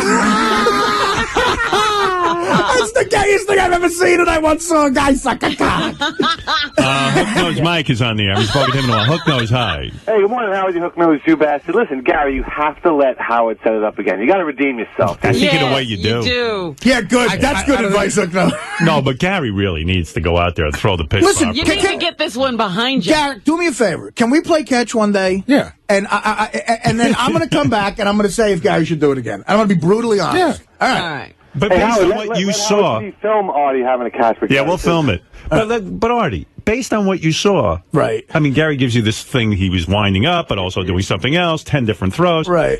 The fact of the matter is, he can't throw, and he doesn't know it. And he's one of those guys, like you say, who thinks they're funny, and they're not. Right. And you saw absolutely no indication that he can throw. Listen, you know how... Look, like when I went to see a shrink for the first time, he told me how fucked up I am because he's an expert. He's like, look, dude, you're fucked up. And you accepted it. Yeah, I accept because, I mean, the guy knows what he's talking about. Major league pitchers are calling Gary and saying it was the worst thing they've ever seen. I mean, the guy from the Daily News the is owner of saying the Mets, the Daily News. Oh, my God. I mean, you know what, Gary, really is My the father best. hasn't called me in 10 years. Hello? My father goes, my father's like, did you see that pitch? I go, yeah, Dad. He goes, well, what kind of pitch was that? He goes, well, it was unbelievable. Yeah, We got to call my dad. Guys get angry about that because I get off the plane yesterday and the guy who meets me at the plane says, Gary sucks. Well, Gary is a guy's guy. Like, Gary knows sports. You can talk to sports. So you think it's going to be better. And But you know what's bad? Listen to these reports. My name's all over his shitty pitch. Right, I know. Your name's getting dragged through the mud. Yeah, he fucked me, really. I'm the one getting fucked. This is a montage of Baba Booey's first pitch news stories that were immediately on TV. Wow. The game's first pitch was thrown out by Howard Stern's producer, Gary Dell'Abate. A little awful. Baba Booey, Baba blew it. Gary Dell'Abate from Howard Stern. Baba Booey, that's just embarrassing. Baba Booey, not sure who he is, but I'm told he's a Howard Stern personality. Well, he can't pitch. Throws the first pitch badly. Howard Stern's sidekick, Baba Booey, threw out one of the worst ceremonial first pitches on record. Oh, my But God. again, he didn't come close to finding the catcher. Baba Booey from the Howard Stern Show. That's the worst first pitch I've ever seen. Baba Booey. Gary Dell'Abate from the Howard Stern Show, throwing out the first pitch at the Pirates-Mets game. Oh, my God. Didn't go real well. Fans of Howard Stern, this is Baba Booey for you. And that guy, for all the bad karma he's built up, that's exactly what he deserves. And today at Citi Field, Gary Dell'Abate of the Howard Stern Show shows how not to throw a ceremonial first pitch. As Bob Uecker would say, the pitch was just a bit outside. Obviously, the guy they call Baba Booey never played baseball at his former high school, Uniondale High on Long Island. In the words of Bill Walton, that was horrible. So New York, Baba Booey from the Howard Stern Show throwing the first pitch badly. I hope they Baba booed him out of the park. I mean, that is really your worst nightmare. Yeah, no, guy. that's it. It's like the greatest episode of Seinfeld ever. But again, you're George. Uniondale High School. It's embarrassing. See, that explains one of my guys I went to high school wrote me on Facebook about embarrassing the high school. But now Gary, this is a disaster. Yeah, this is a disaster. How do I leave the house, Ralph? At the end of the day, it's hugely embarrassing. I still produce a major radio show. He lives that in has nothing to do with Connecticut. There's throwing a all ball. fruits up there. Gary, all that considered, you can't throw a ball. Okay, fine. You can't get a job. Yeah, I have a job. No, you don't. And I can throw a ball better than you. That I would like to see. That I promise you. I'll bet you $1,000 I could throw a ball better than you. I'll tell you what, Ralph, because you're such a big mouth. Yeah. Why don't you go and throw out the first pitch at Citi Field? Sure, why not? I mean, because they're not looking for him. No, but I'm saying, he thinks he can throw it better, but Gary, but he doesn't care about the pressure because he's half a fag anyway. But Gary, Do I have to He wear probably can throw it better because he's good. Anyone could outdo that pitch, probably. Well, not anyone. I like the chick who goes, and Gary Baba blew it. Yeah, oh my God. I like when they call him Gary Delabonte. I know, but they all get Baba Booey correct. Yeah, that they get. First of all, if you put it on a scale, When a chick says he Baba Booey. yeah, Chris Rock grew up, I think, in a project in Bed-Stuy. Right. He probably never played There Little wasn't League. a field anywhere near him. Exactly. Yeah. You know what I mean? Like His father probably left him at an early age. I don't know if he's Rock. from his father was there. Oh, really? Yeah, but Black guy and his father was there? Okay. According to the show, everyone hates Chris. He's got a dad. I don't know, but he grew up in Bed-Stuy. I know, so there's he probably didn't spend a lot of time playing ball. Yeah. So you gotta give Rock that a little bit. You know, Gary actually played. Gary's is probably worse than Chris is on that level. I mean, all the preparation. Yeah. Right. Yeah, Doug Goodstein from Howard TV. We have multiple angles of this, so we just analyzed a side angle of Gary, and in mid-pitch, you'll see he licks his lips, too. By the way, how do you have multiple angles of this? Because you were allowed to shoot this, we're right? doing a real licensing deal with Major League Baseball. Yeah, Doug sends before you the roll stolen footage. Yeah, Doug sends me a note this morning. Tell everyone not to watch YouTube. Only watch it on Howard TV because we have a licensed agreement with the Major League Baseball. It's just frustrating. I'm sitting there laughing. Yeah, okay, Doug. Yeah, everybody's going to say, then it's so I'm going to frustrating. I watch spent you. hours making a deal with Major League Baseball on Friday, and then, Yeah, but you got the multiple angles and stuff. Everyone will tune into Howard TV. Doug, Howard's a powerful guy, but I don't think in this day and age, I know. you got no one to watch YouTube. I know, but Howard says no one watch YouTube. I didn't say that. I said if you're going to promote it, promote Howard TV, not YouTube, where it's illegal. Well, because no one's going to wait for Howard TV. Right. They're going to watch it on YouTube, but you're going to have a funny multiple angle. And then thing. after this, there's also a shot when Gary ran out. He did something weird too. I don't even know if I you just jumped remember. over the line. Yeah, he did like a weird hop over the line. All right, so here's Gary from another angle. Artie, watch carefully. You're our expert. Go ahead. Here we go. Look, where did he go wrong? Ooh. Right there. Yeah. See, even I know, and I'm not an expert. Oh, but look you at don't... his face. It looks like he was aiming for the stand. There's a beaten man. You look like a beaten man. Are any Met players laughing in the background? Well, that's another thing. So I got a buddy who works for Rawlings, and he knows all the players. So the whole time he's emailing me, like, good luck with the pitch, how did it go? And he sent me back a note. This is probably the most stinging one of all. I got reports from all the players. It's worse than you imagine. Oh, my God. So that means, like, the players are like, now it's like the inside joke of the clubhouse. Yeah. I know how much this matters to Gary. And it would matter to me, too. I mean, that's where I can relate to it. That's why you fucked up. Well, listen, I don't know, Howard. Maybe I would. But the one thing, like, what I would say in my head was, just don't look like a chick. Right. You know what I mean? Like, I would throw it as hard as I could. And if it went wild, I would go, look, a lot of Major League pitchers throw wild, too. Absolutely. But just don't look like a broad. I don't know. You know, it's a lot of pressure. Artie, be honest. You wouldn't have thrown a ball like that. No, of course he would. It's physically impossible. Here's that little hop. You couldn't look like that. I don't think so. Here's the Gary hop. Well, that's superstition. That's a lot of players do that. Managers do that. He should have stepped all over that line. Yeah, well, I don't know why you cared about superstition. And you know, I just want to point out one thing. Not that it matters much, but I didn't hire a sports psychiatrist. The guy, Fred, the guy emailed Fred and whatever. Then I called, but I didn't hire him. I didn't pay him. You met with him though. No. He gave me his phone number, and I talked to him on the way home one day. Yeah. He was a big help. How are you a little league coach? Do you teach the kids how to throw? Oh my God! How can he go back? Well, Little League chicks play. Well, no, by the time I get them, they know how to throw. So I'm not teaching them how to throw. I'm teaching them where to throw. Listen, I pitch batting practice. I'm telling you, I can do better than that. Right. Batting practice. You know what's the greatest Batting practice for who? For the guys in the dugout? What is that, Ralph? Gary has like a jersey, like a baseball jersey on too. Yeah, no, it's a T-shirt, Ralph. They gave him a Met shirt that said Baba Boo. Why number 9, by the way? You know, I don't know. The guy handed it to me. I have no idea what the number meant. That really was Bruce Beauclair's number. One quick Sebastian Bach story because it was the funniest thing ever. He's out of control. He's out of control, but he he's tie his dick in a knot. Okay. No, but sort Listen to this. Listen to this. Everybody who's half a celebrity at one point who's down on the field, they asked to take a picture with all the autistic kids. There were like 10-year-old autistic kids there. Probably like 10 autistic kids. 10-year-old autistic kids, okay? Right. They're right in front of us. They hear everything you say. And even I'm an obnoxious prick. I'm watching what I say. Sebastian Bach comes over to get in the picture. He wraps his arms around like me and Joe, like we're at a fucking Coke party or something. And he goes, dude, what's up? I got the best fucking weed in New York, man. Let's go fucking get stoned after this shit. This shit is like turpentine that I got. And he goes, Gary, thanks for talking about my cock. Gary always talks about my fucking cock on the show know, man. The autistic kids are like jumping up and down. He said, Howard, he said cock a good half a dozen times. Like totally oblivious that their kids are out. Yeah, like even my son. Hey, man, what's the big deal? They got cocks, too. Yeah, who cares? And then he says, Who cares? They don't know what's going on. He goes, dude, I read your book, and you know how your father took you to the front row at a Yankee game? My father did the same thing to me at a Kiss concert. But he said cock, yeah, what? Six, seven times. And the kids are looking at him because he's screaming. Right. And he's used to getting a lot of attention. But I thought he sounded pretty good when he sang. I liked it. But it was funny to see that guy. Did you explain to him that you're there with your police officer who's making sure you don't do any weed? No, but Joe heard the whole thing. He said, I'm glad I'm here. Yeah. He said, because he kept going. Would that have been a temptation? To smoke weed with Sebastian Bach? Yeah. Yeah. Yeah. Just because it's Sebastian Bach. Right. I remember, at an AA meeting once, I got up and I said, when I was like 27 years old, the first time I ever went, I said, well, I'm never drinking again.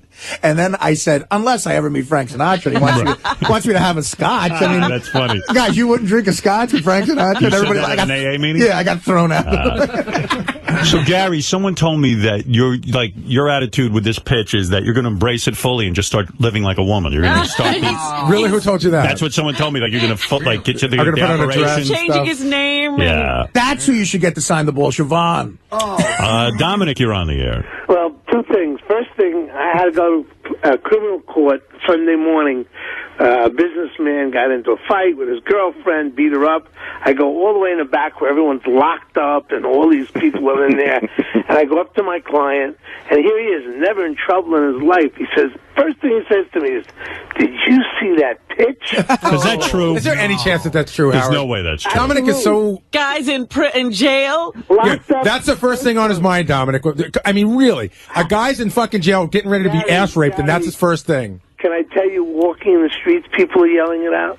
To you? Just yelling it out, of course. It's incredible. No. The pitch heard round the world. All right. Thank you, Dominic. So yelling once you get married for a fifth time. Yeah.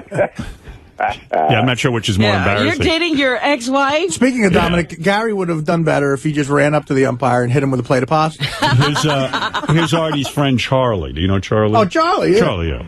Hey, good morning, everybody. Oh, my God. It was the most retarded thing I've ever seen. I ran a kid at a fucking mental institution for fucking 4 years after school. I'm not fucking kidding. Good morning, everybody. Morning. How do you know Artie?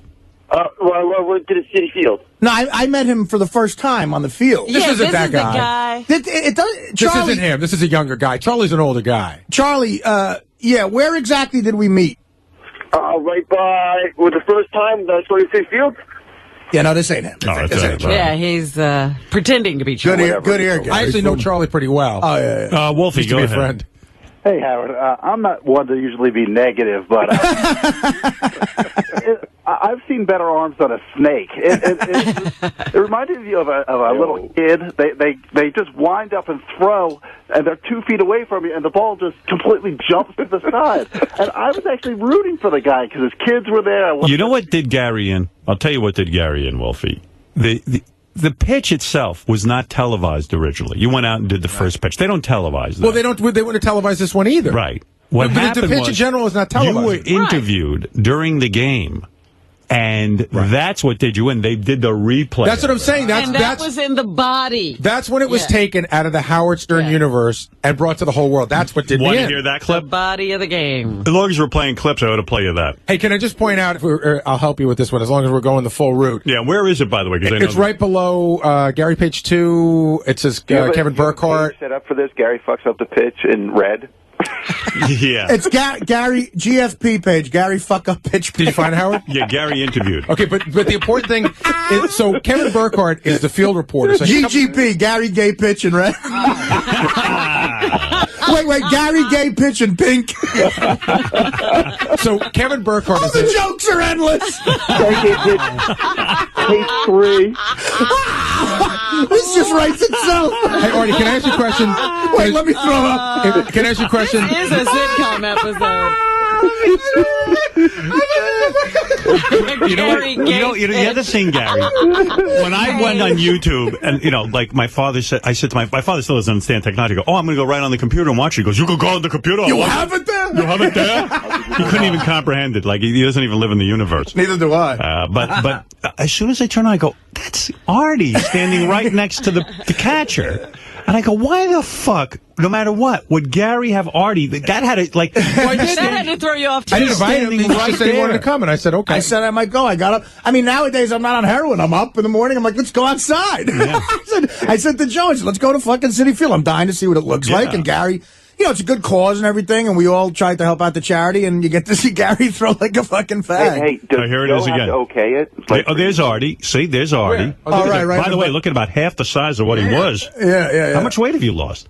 40 pounds, Howard. Wow. You know, I couldn't recognize you on the screen. You're so small. The guy in the yellow, by the way, Howard, that's That's Charlie. That's Charlie in the yellow, right there. This guy right here? Yeah, he's been an usher. He was an usher at Shea. He's been there forever. Well, he's down on the field, too. No, he's always on the field. I pointed to Lucas and Jackson because the old Shea Stadium's not there anymore. It's actually kind of sad. Yeah. I said, you see this parking lot? And they're like, yeah.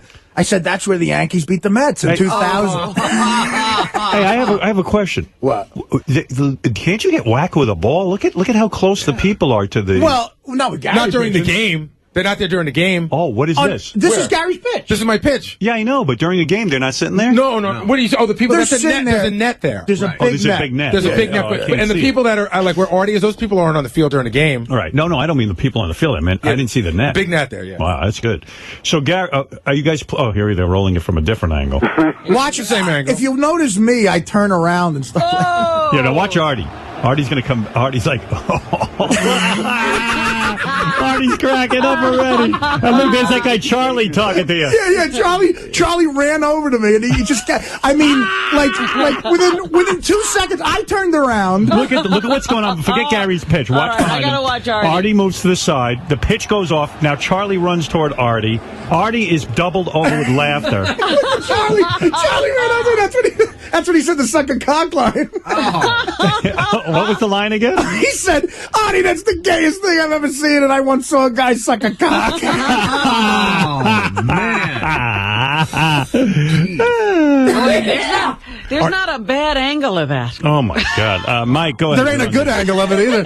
Yeah, Mike. Howard? Yes. Yeah, how about we put this on a loop, man, for Howard TV so we can see it over and over and over again. Yeah. But not only that, I want to get can you get like close-ups of the frightening looks of the players, of the people in the stands? I wonder if like this Sabruder film, if they can just take it like do a close-up on Artie, close-up on Charlie. And even watch the trajectory of the ball here. And now here's where it goes off. It looks like... And then like see people in the stands, like in other words, those people behind the net there, like if they could just like somehow graphically improve the thing. It would be great if it got like the Zapruder film. The expressions on their faces. It would be great if it got like the Kennedy assassination, where people are like, there's another ball coming from a grassy knoll. That's what you should have done. You should have had like somebody throw it from somewhere else. Right, and forget You should have had someone else throw it. You were going to play that tape. I'm just trying to keep you on track. Yeah, that's all right. Don't worry. We got time. Much like Baba Booey, Gary thought that would go away in a week. This is never going away. There's another one that's going to be with him forever. You know, the fans, Howard, are so funny. Like the Jake and Chubba guys, they said to me, "Listen, we're big Howard fans. You got to bust Gary's balls so I look like a fag." And then he said, "Could you say Happy Mother's Day to Jake and Chubba's mom on the air?" In the middle of everything. I said, "Yeah, that's what I'll do." Frank, you're on the air in Longview. Longview, what is it, Washington? Yes. Okay. Great pitch, Gary. Do I detect sarcasm?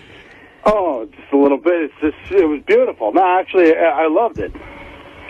All right, Frank, there you go. So here's a guy who liked it. Do it again. Thank you, Frank. Gary, please. Oh, give him another chance. And I want to see Artie pitch.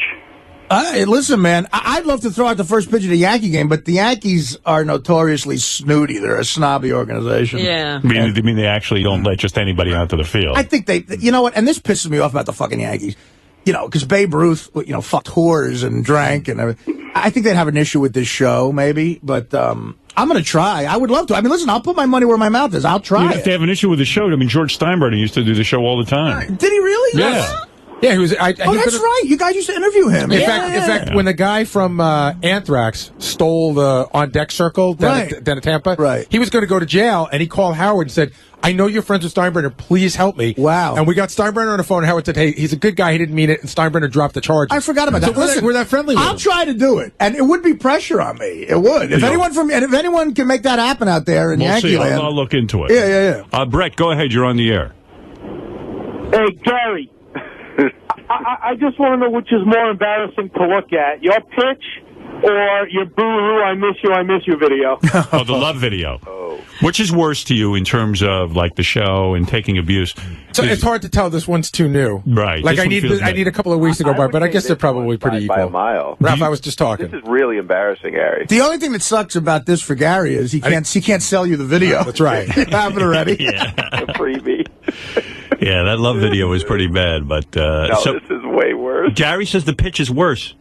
I would think the love video would be worse. I said I haven't decided yet. How did you do? You did interviews after that? Like, how did you just not run out of there? Because I had an obligation to the Autism Society, et cetera, et cetera. All right, so here is the interview Gary did. So can I point something out? So this guy, Kevin Burkhardt, he's like a field reporter, really nice guy.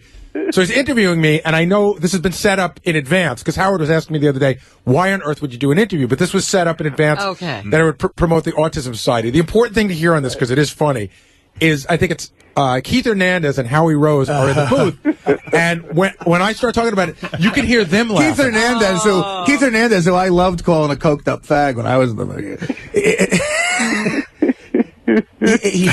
Keith Hernandez had a coke issue. Yeah, no, that's documented. That's documented. The other part is not documented. But I added fag. We know that. You just call everyone a fag. Exactly. Okay, all right. They don't have to be It gay. doesn't mean anything. I'm going to be calling Gary a fag for the next 50 Meanwhile, years. how embarrassing, because you know all those greats. I mean, Keith Hernandez is legendary. Yeah. One of the best first basemen who's ever lived. Yeah, I mean, all these guys, and like Howie Rose is watching the game. That's why there's pressure. I mean, right before, I was so, again, I wanted to hate the place, but I became a little kid again. Yeah. When I got down on the field before Gary threw the pitch, David Wright, my honorary gayest Met besides Gary, and Carlos Delgado were playing what the players call long toss. They were probably a football field away from each other, and they casually just tossed the ball. And they, it's like a line drive right to the other guy's mitt. And you're looking at these amazing athletes, and every fucking 10-year-old kid is in awe. They're looking at two all-stars, and I'm thinking, what's going like these are men and we're boys almost, and Gary's got to go throw out a pitch in front of these guys. It could not have gone any worse. I mean, it would be like getting the shit kicked out of you in front of Mike Tyson. You know? Did the autism kids laugh at you, Gary? Yeah, they all did. They all laughed. This is the first hour of the show. I said, I got an easy job on Monday. I woke up kind of happy. You kidding me? I had a stand-up gig that night, Howard. It was the first half hour of my act. It was perfect. Ron Darling was calling the game, right? Wasn't he? Well, he might have been at some point. Gary Cohn? It was Ron Darling, Gary Cohn. Is it Howie Rose? I can't remember if he's still with the. I don't know if I don't listen to Met games. I don't know. Okay. And you know what? When you meet these guys, and you've met some of these guys before, you're just a fan. They're happy to meet you. Now you're going to be that gay guy throughout that horrible pitch. Listen, Gary's pitch was so gay. And Gary likes to be, cool in front of the Mets and all that. Everyone does, not the Mets. You shouldn't have done this. I told you not to do it. I got to tell you, the worst part is I told you not to do it. I did. I said, get out of it. Then Don't do it. And when I said last Monday I was going to have Jackson do it, you go, don't do that. No, I said you should have done that from the beginning. I said don't do it. I told you not to be stupid, you moron. But Gary's pitch was so gay, if he was Scott DePace's son, Scott wouldn't let him in the house anymore. Right. Okay, so here's Gary interviewed, and this is when he knew it went horribly wrong, because I think Gary was shocked that during the interview about autism, then the guy goes, let's take a look at that pitch. Shocked. I got to tell you. Speaking of autism. Because then you know. Because then you know. It'll never go away. It's never going away. Yeah, I mean, a lot of people said, you turned out the first pitch, I'll tune into the game. And I go, no, it's not televised. Speaking of gay autistic children. Here we go. Yeah, that's it. If anybody doesn't understand what autism is. That's the greatest comment since, go ahead, call me Baba Booey, that'll last a day. When you said, don't even bother tuning in, it's not televised. It shouldn't have been televised. Yeah. Well, here it is. Let's check in with Kevin Burkhardt. Guys, Howard Stern fans know exactly who this guy is. It's Gary Dell'Abate, the producer for 25 years. It's Robin Quivers. Stern Show, also Baba Booey. We all know you by that as well. You are also the host here of Autism Awareness Day at Citi Field. How did that come about? Jim Watkins' wife gave me a call. Jim Watkins from CW11 News at Night. And she said, we could sell a lot of tickets if you would come up to the suite and be the host and throw out the first pitch. So we started talking about the first pitch on the air, and Artie, who works on our show, is a big Yankee fan, was giving me a lot of grief about it. And we talked about how nervous I was throwing it out. And that generated a lot of people buying tickets to come and see me. And in case you're wondering, I blew it. How did that go? I know there was a lot of stuff going on the other, so much so that you had a certain call from a certain psychologist. One of our listeners was a sports psychologist, so he called me, and I was on my way home one day, so I talked to him for 40 minutes in the car. Obviously, it didn't help. Yeah, all that counseling, it didn't really work. It's a great. What do you like best about the cause? I love that they not only raise money because they need money for education, because it's really a lifelong thing that needs to be dealt with, but they're trying to raise awareness. And I tell anybody, if you just sort of Google autism, if you don't know enough about it, just Google it and find out more about it, because I'm sure somebody, you must know somebody who's affected with it, and that's a big thing. We don't have a monitor in front of us. We're going to show the pitch, Gary. Actually, we do have a monitor up here. See if we can show the pitch. We're in a little bit delay after this pitch from Maine that's fouled back. So we'll see if we can take a look at the beauty of this first pitch. And here we go. What are you thinking right now? Wow. I was really hoping that would not end up on television. So embarrassed. Ooh, wow. I mean, they tell you not to bounce it, but they also, I don't know that anybody ever told you not to throw it in the stands either. Oh, my God. The bad news was I hit the umpire. Gary, thanks for being involved in the great cause, and thanks for not pitching in the Mets bullpen. Thank you very much, Kevin. Good to see you. Back to you. And when you wake up Monday morning, you will be hearing never letting Gary hear the end of that pitch. I mean, he's going to hear about that for the next 2 years. Wow. Yeah, I'm at the point. I'm going to pull a Rick Peterson on you, Gary. Forget about the sports psychologist. Come to me. I'll be fixed in 10 minutes. I'll have you fixed in 10 minutes. Behind the left, right at Tatis. Who said that? The lunging grab. I think that was Hernandez. Keith Hernandez? Tatis stays with it. I think Ralph Kiner, if they leave it. Kiner says something? Kiner starts talking about... for John Maine as we take another look at Baba Booey's. Oh, they played again. Watch out, Tony Randazzo. It's coming your way. That was Ron Darling, not Keith Hernandez. Now, the good news is... Ron Darling, a great pitcher. And a nice guy, too. The good news, if there's any little bit of good news, even though they reshowed it again, on my TV, it got cut off early. I wish Bob Murphy was still the announcer for the Mets, so someone could have said to Bob... Gary really throws like a fag, and Bob would have went, doesn't he, though? Ralph Kiner started talking, and then he starts, I don't know if you know, but Ralph Kiner had Kiner's Corner. But he had a stroke? Yeah, I so, know. So he talks, really bad, so he starts, I guess he's just looking for any angle, so he starts talking about how when we played with the Pirates, we had a sports psychologist, too. They brought him in, and he went over on a whole rap about that. That's a bad guy to fuck up in front of, because not only Ralph Kiner was one of the best home run hitters ever, I think he also fucked Rita Hayworth. Yeah, he used to date a lot of stars. I think, it's really weird, He too. needs the sports psychologist now. I'm like thinking, who picks sports psychologists as a profession? They've got to be hurting in this economy. I mean, how many people are going to hire a sports you psychologist? can cut that guy out. You know what, Howard? I bet every fucking team has a guy that makes more money than he should have on the fucking payroll. Hey, Howard, you have to re-sign. This can't go away in a year. I was going to say that it could be gone in a year and a half. Right. It's not going anywhere. You have to stay on just because of that pitch. It's here like AIDS. Since the pitch, have you had sex with Mary yet? I bet you haven't even had sex. No, but that's not any... Do you feel like anything? Like, I mean, if it was a strike, I don't think we would have had sex. You can't possibly get out to a woman after that. Wow. Right? Oh, God. Yeah, that's right, Ralph. I can't. Ralph is so astute. Let's go to Mr. Warmth. Hi. I want to thank Gary, as a member of the Stern Fan Network, for giving us a wonderful weekend. Thank you, Gary. Did you have a big weekend of comedy, Mr. Warmth? Oh, yes. The comedy gods were smiling now. I like the guy who interviews him. He's like, yeah, autism. Okay, yeah. Let's look at your shitty pitch. No, those guys, because those guys are talking heads, they just want to fuck with you. I would have said, I have a feeling like most of the people in the stands probably thought Gary was an autistic kid. Yeah. And he would have gotten away with it. Like they were like, hey, that's a pretty good pitch for an autistic Let's kid. hear it for Skippy. Yeah. But then I think once they went on TV and outed him as Gary from the Howard Stern He's Show. not autistic? Let's hear it for Belinda Carlisle. That'd be funny if he'd gone out dressed up in a dress the next time. Like if they let him go out again. Throwing out the first pitch and talking about it later on her Twitter, Paris Hilton. So,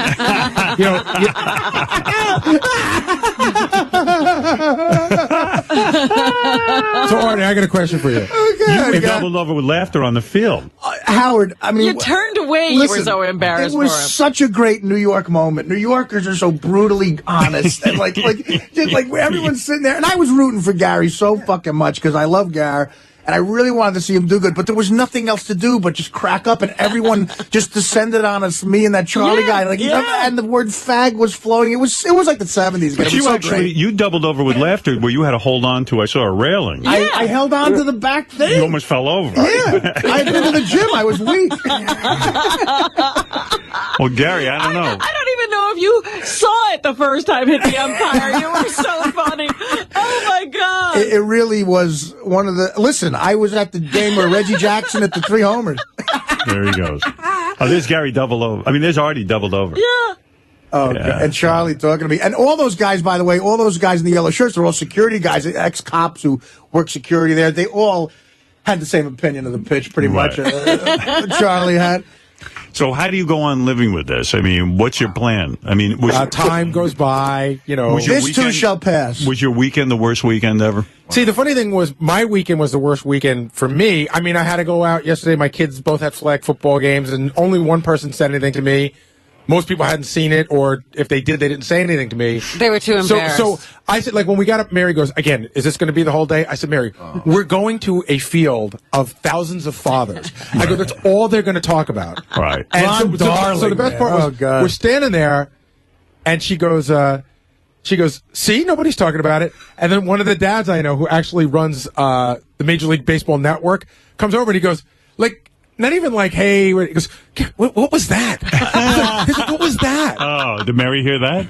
And I go, see? And she goes, one guy. And it was one guy yesterday. Right. Then my in-laws came over, and my father-in-law, like, sort of heard about it. He's like, can we see it? And I'm like, no. And, it's a lot of that. Right. And then, I'll tell you what, Saturday night, I went to bed, and I woke up at 2 o'clock in the morning sweating and just replaying the pitch in my head all over again and thinking about this morning, even though this is, about what I expected, but, you still think about it.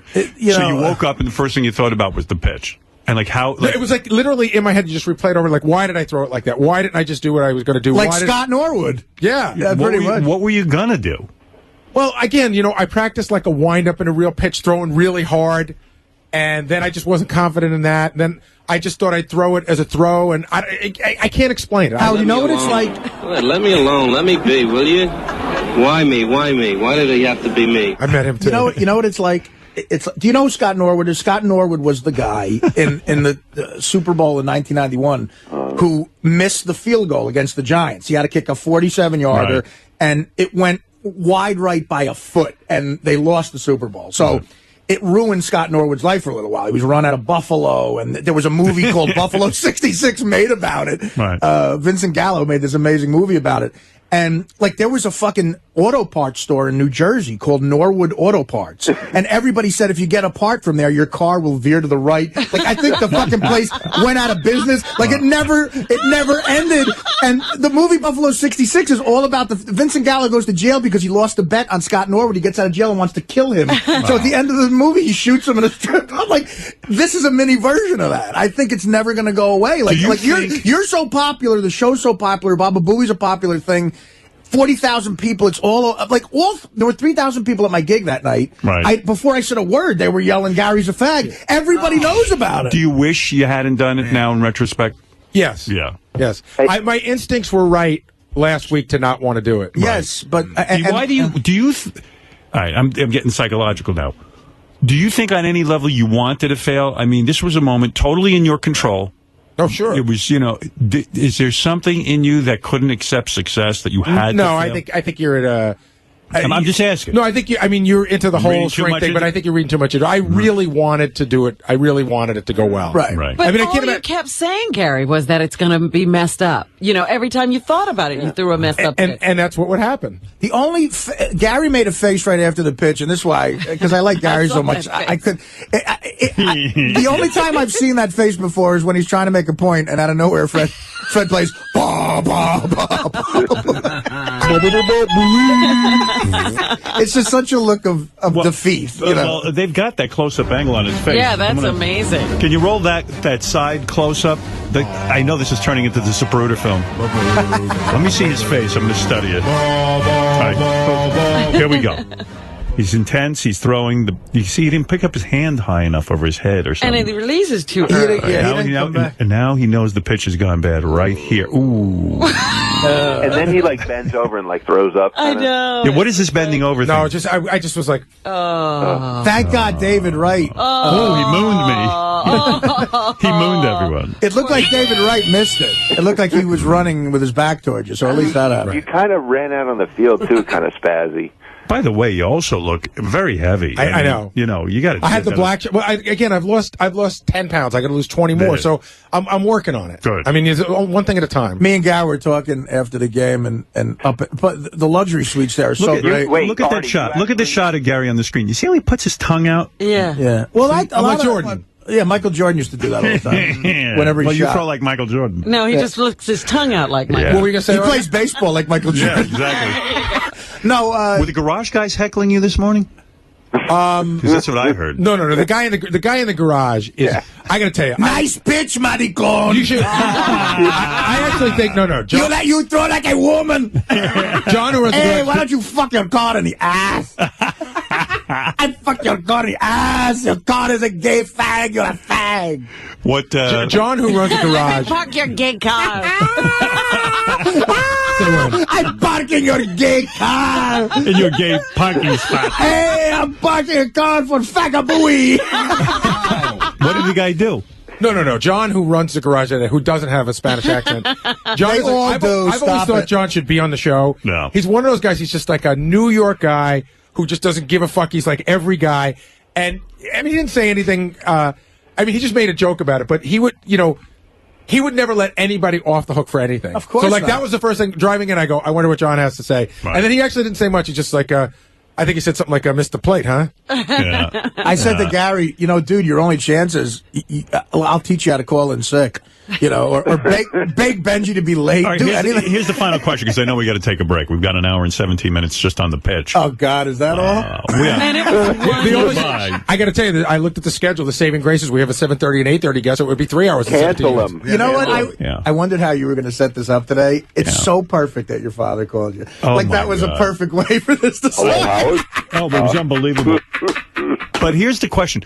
Will this go away eventually, or is this one of those things that's just always going to be very, very prevalent on the show? Always going to be very prevalent on the show. All right. Howard, do you realize that for everyone from now on who's going to throw out the first pitch, people's advice is going to be, look, whatever you do, don't delabate that pitch. So I think that's what I told. Delabate will become a word. But that's what I told Mary. It'll be a verb. When Mary and I were arguing about this, and she's like, "Oh, get over it." I go, "You don't understand. I have now become like a benchmark." Yeah, absolutely. And she's like, whatever. You guys are such guys. Hammer, go ahead. You have the last word, and then I got to take a break. No. Hello, Howard. Yeah. You ever see that show Time Warp where they do slow motion? We got to get a slow motion of Baba Booey's face on Time Warp. You got to get a hold of these guys. Well, Howard TV, quite frankly, is putting together a whole special with it because they have every angle of Gary's pitch, right. And they have angles you won't see on YouTube. As you can see this morning, they're very, very high quality angles. Yeah, I mean, you know how you want to know how I first saw the pitch? Yeah. How I first saw it? So I had this obligation to go around to a bunch of things. So they have a Modell suite, which is in right field. There's like a chain link fence. Right. And you literally can look at the field. It's really cool. There was a guy there from Las Vegas who just got into town, heard me talking about it, said, "Oh, I'll buy a ticket and go." And he had like a digital camera, but it shoots video. And he was able to get a good shot of it. And when I saw it that time, I was like, oh, my God, it was so much worse than I even remembered it. All right, Jeff the Drunk, go up. There's Gary. There's another angle of Gary. Wow. There he is. Got the ball. Winding up. Hold on, Jeff. We'll get to you in a second. Who directed this? Milos Forman? Yeah, Gary throws, goes nowhere, and ooh. You know what? From that angle, you look like you can throw from that angle. It's worse from straight on. Right, But well, you know there's what? multiple angles. You know why Gary did a nice thing, though? Because the parents of autistic children, I never saw an autistic child before. Yeah. If anyone has a chance to give money, give it, because it's a serious issue. And these poor parents look so tired. You know what I mean? Like, they're always taking care of the kid. Yeah.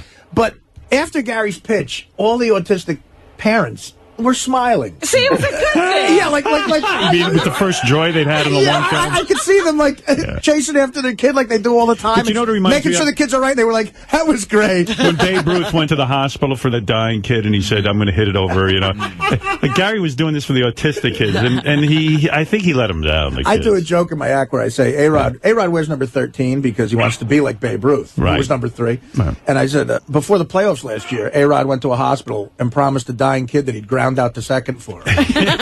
He came through. And then he pointed to second base before he did. You know, when Babe Ruth pointed, that's where Gary threw. Jeff the Drunk. Gary should have pointed to the dugout. Jeff the Drunk, you have the last word. Hey, Gary. Oh, boy. Yes, Jeff. I just want to say I'm very, very sorry to hear. But, I didn't expect nothing less of you. You throw like I fuck. You throw like my ass looks. Is that right, Jeff? Yeah. I was watching it from my house that happens to be a Volkswagen bus. And I was embarrassed for Gary while I was waiting for my shipment of government cheese and weed. You could throw better with your bad arm, can't you? I could throw better with no arm. I could have thrown better with my ass.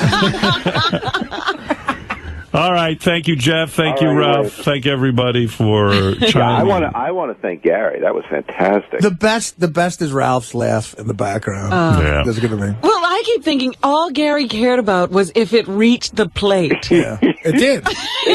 Yeah, but nowhere near. On eight hops. Reached the plate in the stand. Do you think less of Gary now? I don't As a have man? any, like now when he talks about sports, I'll just think, he doesn't know what he's talking about. Well, anytime he says something about sports, you just go, go pitch again. See, that's the problem with this, is you lose. Like, Chris Rock was one of my favorite comedians. I don't like him as much anymore. Really? Because you saw the pitch? Yeah. Oh, stop. But Gary likes... I don't know. I don't think he's as funny. That was manly. Yeah, I never saw Richard Pryor throw, so I still like him, I guess. But with Gary, and I know Gary knows a lot about sports, but, Robin's right. From now on, I don't want to hear him talk about Brett Favre and the Jets. I don't give a shit. By the way, it's going to move over to football and hockey now? It's all sports now. You're not allowed to talk about tiddly fucking wings. Talk about bowling. This 40-pound weight loss happened rapidly. I mean, this is pretty impressive. I told you, Howard, I got off that Subutex shit. That's what was making you so fat. I had never gotten close to 300 pounds in my life. So Yeah. if you Google Subutex, it has every single possible side effect. You'll get diarrhea. You'll be constipated. You'll die. You'll get a So bleeding you don't stomach. feel as hungry anymore. But you're eating better, too, right? Oh, God, Ralph. Yeah, absolutely. I'm so happy nowadays, like when I get up. And I started jogging, and the weight just fell off me, But, and I still got a lot of way to go. But I almost called Ralph yesterday to go see Star Trek. I wanted to be with Ralph and see Star Trek. I was out. I can't wait to see it again. Ralph, I'll go with you. I'm dying to see it. I couldn't get my mother or sister to go. We should see it in IMAX, man. Yeah, it's on I IMAX. saw that. It's on IMAX. It's really great. Would you see it again, It Howard? made $72 million. Yeah, I go again. Yeah, It's $72 million. Did it beat... no. That's a hell of an act. Good for you. Should be very proud of yourself. Thank you. Be a stripper. Robin would have an amazing act. She thinks of everything. Well, congratulations on your new talent. And Bambi, great to see you again. Thank you very much. And we'll be back right after these words. Have a nice trip back. Yes. Tonight they're showing the three midgets with their full-size girlfriends. Check that out. If you don't get E, do what I do. Call the cable company every once in a while and complain. Eventually they'll have to give in. Well, Cablevision of Long Island, they're like... It's like the Alamo there. They're all holed up and they won't give in. Well, I'll tell you, even if you do have E, it becomes a trial trying to explain to people where it is. Yes. So first we have to get over the hump of getting it. Yesterday I wound up in this place and I was trying to explain to these Korean women what E was. I know, because like black guys come up to me on the street who used to watch our Channel 9 show, go, "Hey man, how come you went off TV? We love that show." I said, No, I'm on TV, dude. E Channel. What? I said, what? Yeah. What's that, man? In the house. DPJ. I go, look, man, dude, I'm just telling you. E Channel. Well, what channel is that? Yeah. I don't know what channel it is on your cable. Yeah, you got have to look it up. It's like people are from another planet when I talk to them. It's, because I don't think that's a sophisticated concept. We pretty much know that cable systems have different channels. Yeah. And, like, you're in the city, so things might end up on a different channel. But man. No, these people have no clue about that. So they say to me, I have cable. What channel? Yeah. It's pretty confusing. I understand, though, the E! Channel just added the other day 4 million new homes. So it continues to grow because people are frustrated that they can't get the program. And they put pressure on their cable companies. But Midgets and Full-Size Girlfriends is it's a scream to watch those guys. It really is great. I'm trying to figure out what to do here. I never know the right thing to do, Robin. I'm confused. I think that What is your dilemma? Well, enough people have said to me already that the press conference we held the other day sounded really cool, but it happened late and I didn't get to hear it. You know, they only heard like a little piece of it on the news or something. Right.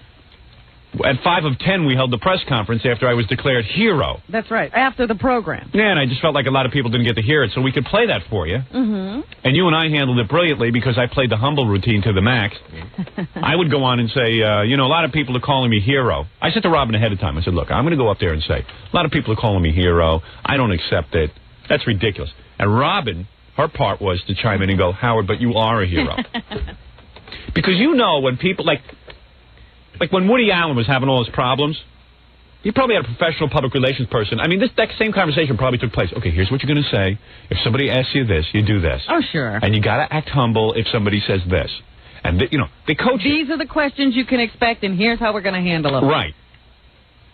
So Robin and I planned it out ahead of time. Unfortunately, we did it on the air, so... And everybody knows what we're doing. Everybody was in on the scam. You know who didn't have that conversation? Who? Denise Brown. Yeah, she needed that. Nicole's sister. She needed that conversation. You ought to come in here and talk to us before she does anything. Yeah. I'll tell you who was great, too. We coached Helen Tribble not to take too much credit. She's great. And she's still not taking any credit. Hey, where's that tape from her on Geraldo? Real to Real 2. Yeah, listen to this. This is Geraldo did a show yesterday. He had Helen Tribble on. Trimble. Whatever. Tribble. Tribble is the thing on Star Trek. That's The right. little furry animal. The other one. This one? Yeah. Helen Trimble. So Geraldo wanted some information on what happened, and she was beautiful. She denied that she was the hero. She basically said I was the hero. And Geraldo even asked her, do you really think Howard saved this guy? Yeah, and she handled it beautifully. Because I told this Helen Trimble, I said, I'll have you on TV with me and everything, but if you start yapping that you saved this guy, because I could have saved this guy without you. I mean, yeah, it was brave of you to go over and and hold on to the guy, but I had him pretty well convinced not to jump. I mean, I was keeping him laughing. You really didn't have much of a struggle because I had the guy laughing. Yeah. And not thinking about jumping. Yeah, I had the guy under control. If anything, he might have jumped when he saw her because he was upset by her appearance. Well, I figured, you know, if she had a waist lock on him, there was no way he was going to get his lower part of the body over that. Yeah, well, but let's just say that when she appeared, he could have been upset by her appearance because all of a sudden... It's like, hey, wait a second. People are trying to stop me. Goodbye, well, that's often what happens, yeah. And that's why police...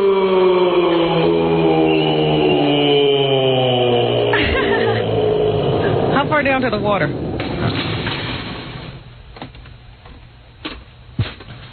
Don't rush, Fred. The water's in another country. All right, very good. We did that part.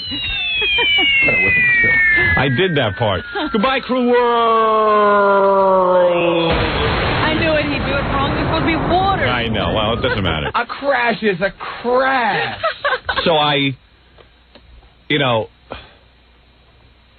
she could have just as easily have been a problem. Yeah, I was going to say, well, that's why the police won't just run up to somebody standing on the side of a building or the side of a bridge because they don't want to force their hand. Let's make it clear. I'm the hero. I kept them laughing on the phone. That's right. So Helen does it beautifully. beautifully. Get near him if he had been just standing there. And you were the one he called for help, and he took his call. And Helen was very gracious about it. Listen to how she handles herself with Geraldo yesterday.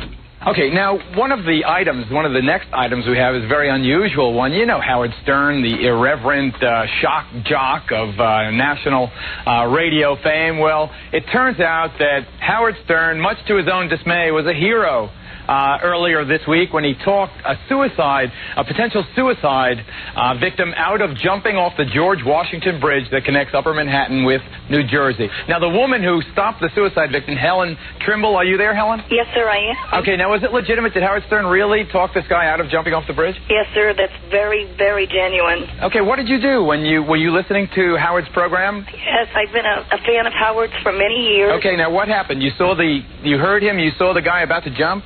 I know he was not about to jump. He was just standing looking down at the water. He said he was going to jump, and I left my car in the middle of the bridge, jumped out, ran up and grabbed him from behind and hugged him. I told him I loved him. And Howard continued to talk to him and calm him down. Howard's the hero in this case. He calmed him down, and with his sense of humor and his sense of timing, and it was wonderful. Wonderful. Thank you, Helen. Geraldo. Congratulations. But that was good because Helen was starting to take a lot of credit about jumping out of her car. Yeah. And then she quickly remembered that Howard's the hero. Yeah. Howard's the hero. His sense of timing and comedy kept the guy on. That's right. He talked him down. Yeah, Helen, nice job. I was wondering, You put her up to talking to Geraldo? No, I didn't. Totally without any input from us? No input, because Geraldo's people have been calling, my agent all day to get me to come on or something, or talk on the phone. Well, I don't know what they wanted to do, but I just said no. But Helen did a good job. But, when I was watching it, I said, uh-oh, Helen's getting carried away. And then all of a sudden she brought it down. Maybe you should have done that show, because Bob Guccione was on it. Yeah. And I've always wanted to talk to him. Yeah. So anyway, I was thinking we could play the press conference here, because a lot of people didn't get to hear it. Yeah. And it was pretty cool. And people still can't believe. Obviously, there's some doubt out there as to what you really did. So, should I take a break first? Short break. Short break. Very short. And we'll come back to the press conference. We'll take your phone calls. We have a whole bunch of other things going on, too, right after these words. Tell Gary his mic sucks. Ladies and gentlemen, and Steve Dunleavy. This morning, something extraordinary happened to my Wolf. He saved a man from jumping off of a bridge. This shameless act makes him one of the most courageous, calm, under fire people I know. First, you will get to view my Wolf being calm under adversity. Through a video presentation, you will see my Wolf courage firsthand. Then, after the tape, a short statement and brief Q&A. And now, my Wolf in action. Good. Nice delivery. Watch this monitor. Here it is. What's your first name? Give me a name. I'm known by Prince. What's up? All right, your name is Prince, or you were formerly known as Prince? Yes. All right, you are Prince? Yeah. Listen, Prince, let me tell you something. Yeah. You see me? Yeah. You haven't jumped yet. Let me tell you something. You might think life's a bed of roses for me or someone like that, but it's not. You got to wait till my book comes out. How let me tell you what you got to look forward to. You ready, Prince? Oh, yeah, go ahead. Robin's book. Right. I've got a couple of things planned, movie-wise. Yeah. And I'm telling you, I'm going to revolutionize the way you look at entertainment. Yeah, you're not going to see Howard's movie. And if you got any interest? Like, you interested in anything? Now the cops are here. So what? Ignore them. If you got turned on to anything in life, like you had a little hobby or something, you know what I mean? Yeah. There are exciting things happening. You know what? You really ought to come to visit us. Yeah. Before you do this. Yeah, why don't you come and visit us? I'd love to. And by the way, first of all, let me thank you for calling in. I've always wanted to help someone who was about to jump from a bridge. What do you mean you won't come down to the studio? What? I work nights. That would be impossible. You can get to the bridge at this time, but you can't get to the show? No, because today that's it. You know what I'm saying? What is it, Papa Foley? Dominic Barber just called and just asked the guy one favor. What? Could he say before he dies that Dominic is his lawyer and the bridge is unsafe? Yeah, hello? Yeah, this is, I'm a friend of yours, by the way. The police are here. They got him handcuffed now. They got him in handcuffs? Good. Yeah, that's all I was doing. Once again, I kept him on the line until he jumped. You did. I was listening. Good. And the lady stopped and we got him. Oh, I'm a hero. Call the newspapers, Gary. Call the newspapers immediately. Tomorrow's headline. Actually, Howard Stern saves jumper. Take care. Okay. And now the man in person, the hero of the hour, the courageous, calm, brave and generous, heroist of heroes, my Wolf, Howard Stern.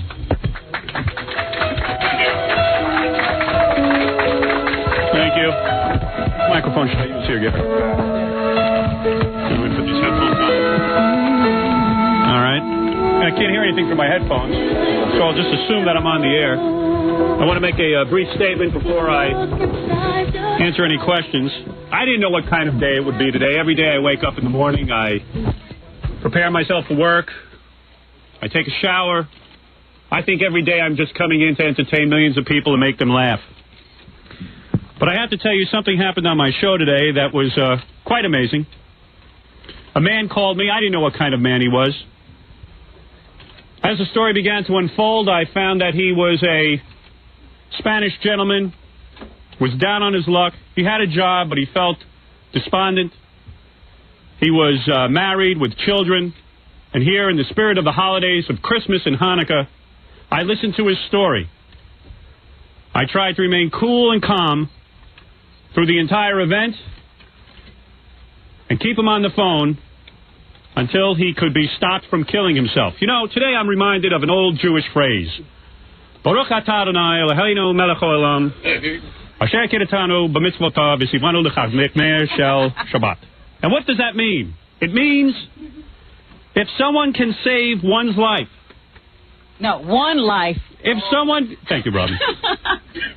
If you could save one life, then you have saved the entire world. How's the Myers told you that about 10 Oh, be quiet, Penny. Don't rain on my parade. I said no OJ questions and no statements. I'm going to point at you. I must tell you, when I read the book about John F. Kennedy and PT 109, I was quite impressed with Kennedy's bravery. And today I feel like a little bit like John Kennedy. Now I know how a cop feels when he walks into a crack den, or how a fireman feels pulling children from a smoke-filled building.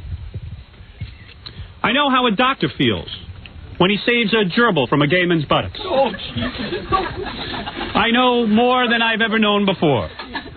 And in the past, some of you have accused me of being racist or something like this. But would a racist pluck a Spanish brother, a Spanish New Yorker, from a violent, wet, chilly death? Would a racist rescue a foreign brother from a suicide plunge that would have left his wife and 18 children and 45 relatives homeless? I ask you. I would have saved any New Yorker, whether he be a black man, a white man, a Jewish man, a Christian man. I would even save a Chinese man. Well, maybe not a Chinese man. I don't know. Of course I would. I would save anybody. You've forgotten the Muslims. I would save a Muslim. To my Muslim brothers, I say salam alaikum. Alaikum salam. Some have even had the nerve to call me a hero today, but I must tell you I'm uncomfortable with that term. I am not a hero. Yes, you are, Howard. You saved a man's life. You've got to get used to the idea that you're a hero. I'm not comfortable calling myself a hero, Robin. I did what any human being would do. Not everyone does these kind of things. You're a hero. Well, thank you for saying that. I'm embarrassed to hear it, but if you consider me a hero, fine. But You're a hero to me. Thank you. I extended a helping hand to a person in distress. Yes, I remain calm. Yes, I remain collected. Yes, I took control of the situation. But it was not heroic.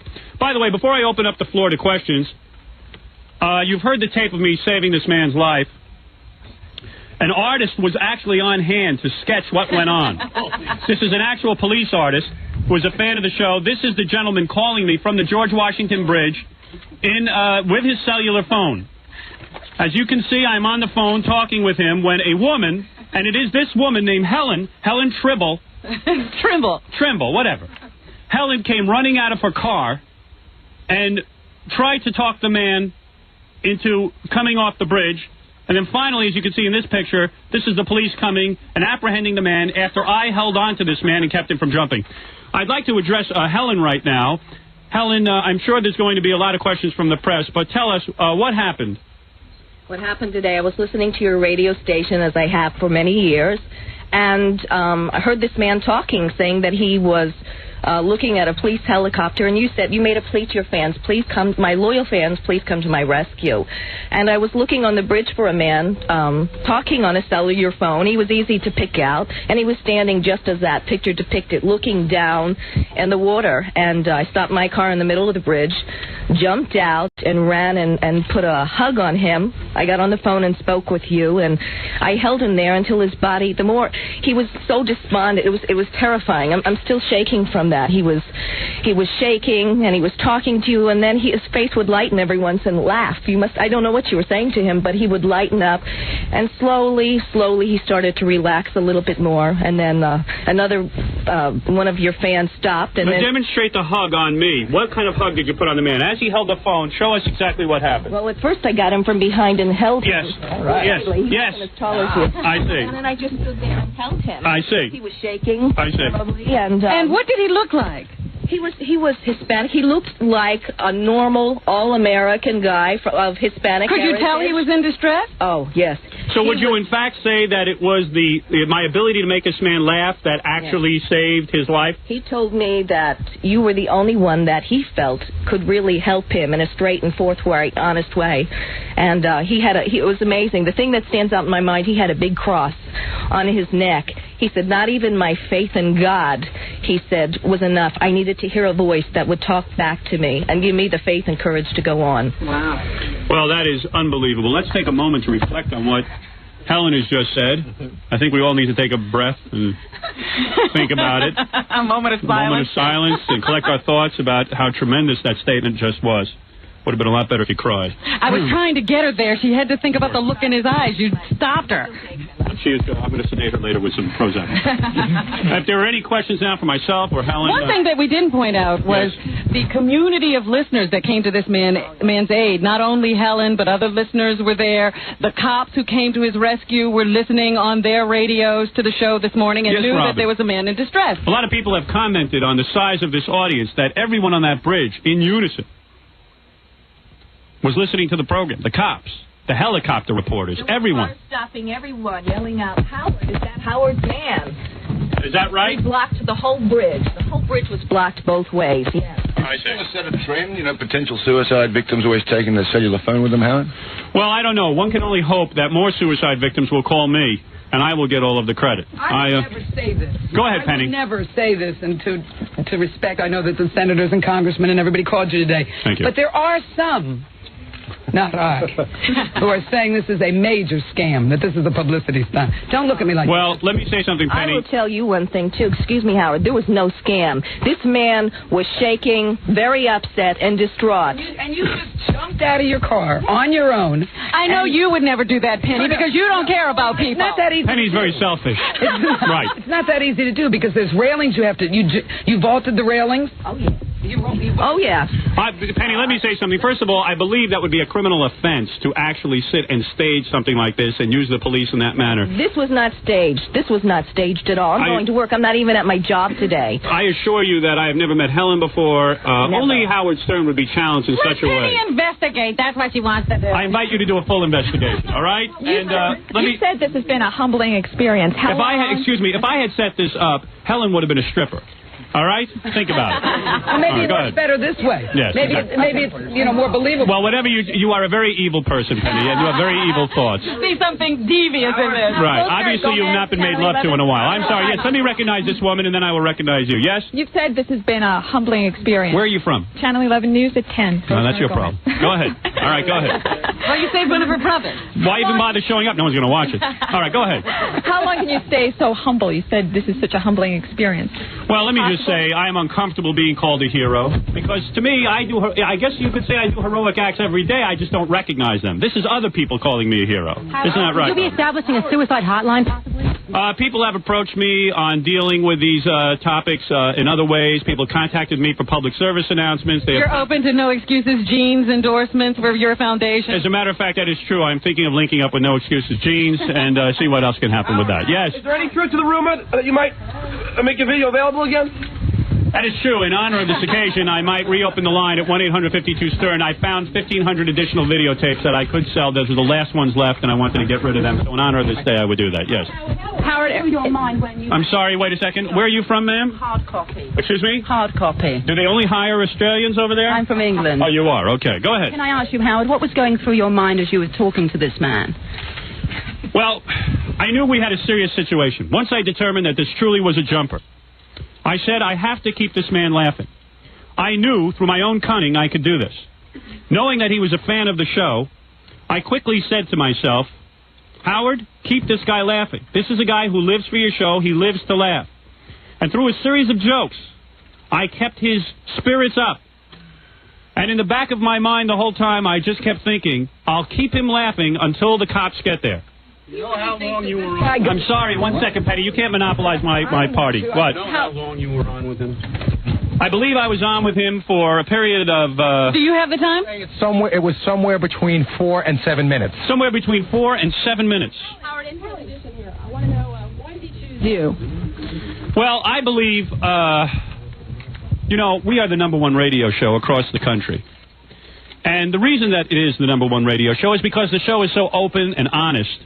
And because the show has a meaningful message. There's a heart there. It reaches out to people. But why you? What could you do for him that other people couldn't do? Well, as Helen just said, God really did not answer this man's prayers.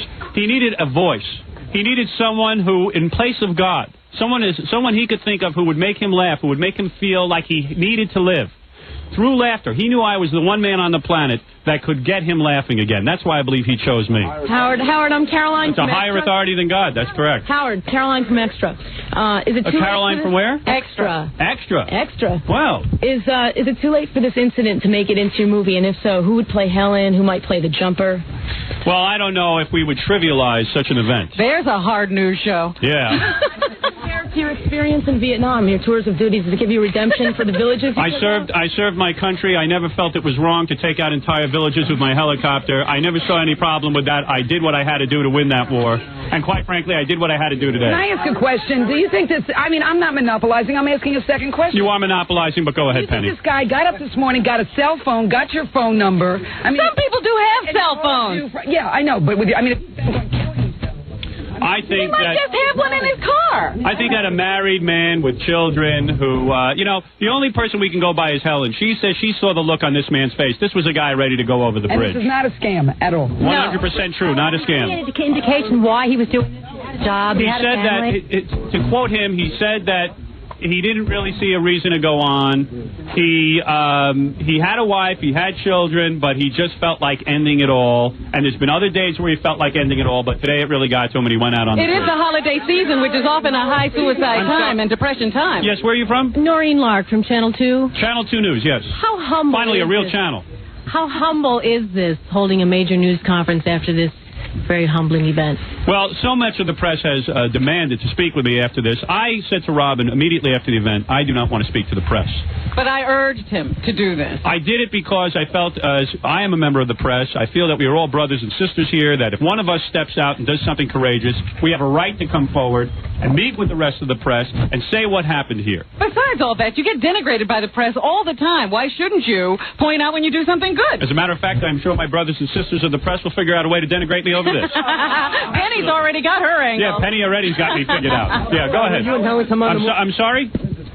Where is this guy now? Right now, he is in police custody. He is going to be brought to a hospital for psychiatric evaluation. And that is all of the report that I received. Yes. Can we come on the Maury Povich show tomorrow for an hour to talk about... let me tell you something. Not only will I not go on the Maury Povich show, I am recommending that Connie Chung not set foot on the Maury Povich show. What would you... Not highly rated enough. You know, you talk to the guy on the phone. What about the cops that do this day in and day out and save lives, and they don't have the media, hard copy, a current affair, everybody show up, but you're such a star that you talk on the phone. You save some guy from jumping. Well, let me say something that I believe the police are very brave. I think the police in the city, yesterday we saw a funeral for a cop where a lot of the media actually ignored the fact that a cop was shot, and it was rather distasteful. My heroic acts have been ignored in the past as well. So, finally I am being recognized for a heroic act. I believe the police should be recognized as well, but that is your problem, not mine. You should be recognizing the police for their heroic acts. You're the ones, and the firemen, yes. Do you feel any further obligation? I'm sorry, wait a second. Can we get the microphone back there? It's hard to hear. Yes. I'm Susanna. Do you feel any further obligation toward this man, or is now you're out of it? Well, let's look at it this way. I don't know if they need me to step in. I'm thinking about stepping in. If it's up to the police and the psychiatric social workers to contact me and say that they need me involved in this, I would get involved further. Yes.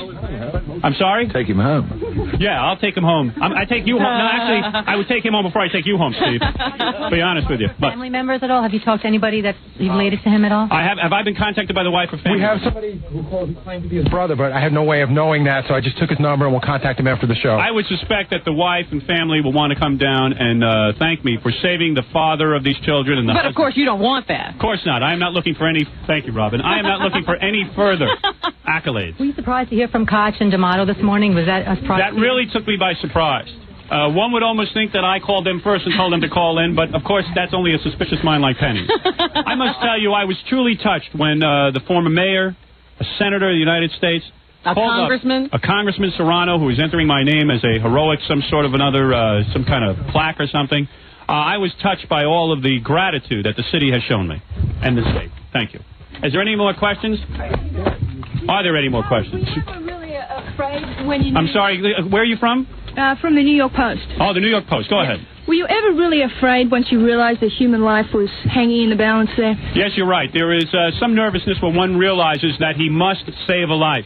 There is tremendous pressure on an individual when someone is pleading with you to give them a reason to live. Through my calm, through my collected way, I was able to keep my wits about me and, of course, save the day. Isn't that right, Robin? It sounds like an accurate description. I'm sorry? When your contract runs out, will you become a cop? No, I will not become a cop. I'm not brave enough. I'm a big pussy. Yes, go ahead. What was the most emotional moment on the phone call for both him and yourself? When I finally realized that this was a man who was in deep trouble. something touched me. I don't know what it was. Some would call it God. Some would call it a life force. Some would even call it L. Ron Hubbard. Well, those people are insane. I don't believe L. Ron Hubbard is God. Do you? What did he say that touched me? When he said, yeah, he had a wife and kids. When he told me that, I felt really bad. I think I had some single guy. Who cares if another single guy dies? But, here he has a wife and kids who are responsible. And, I'd like to introduce to the media Lieutenant Bleeker. Lieutenant Bleeker, ladies and gentlemen. Come on in, if you could please. Now we're talking. Sit right there. The guy in the pink shirt, please. Yeah, that microphone. I got it. I got it.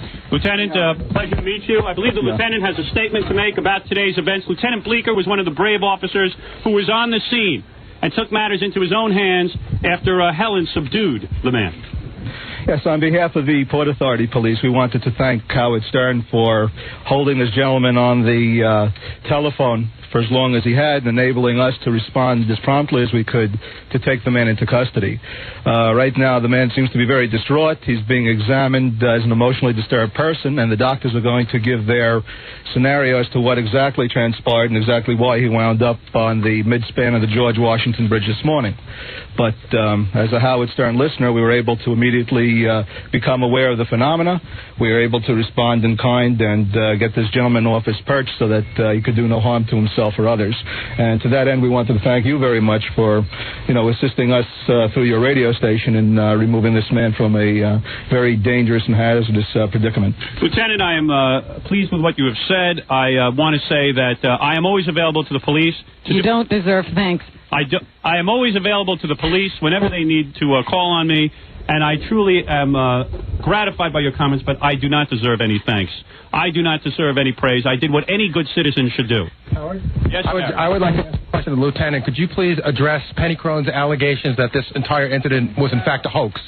Now, according to what we know at this moment, Penny, this appears to be a bona fide distraught individual who was utilizing a cellular phone, as odd as it might appear, to respond and let everyone know about his dire predicament and what he was about to do. When you brought him into custody, though, what was he saying? What did he say to you?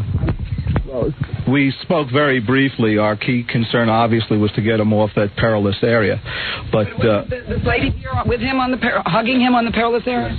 And they appeared to be speaking. He was very distraught and appeared to be genuine at that time. Did he say anything about Howard Stern or anything at all? Did he make any sense at all?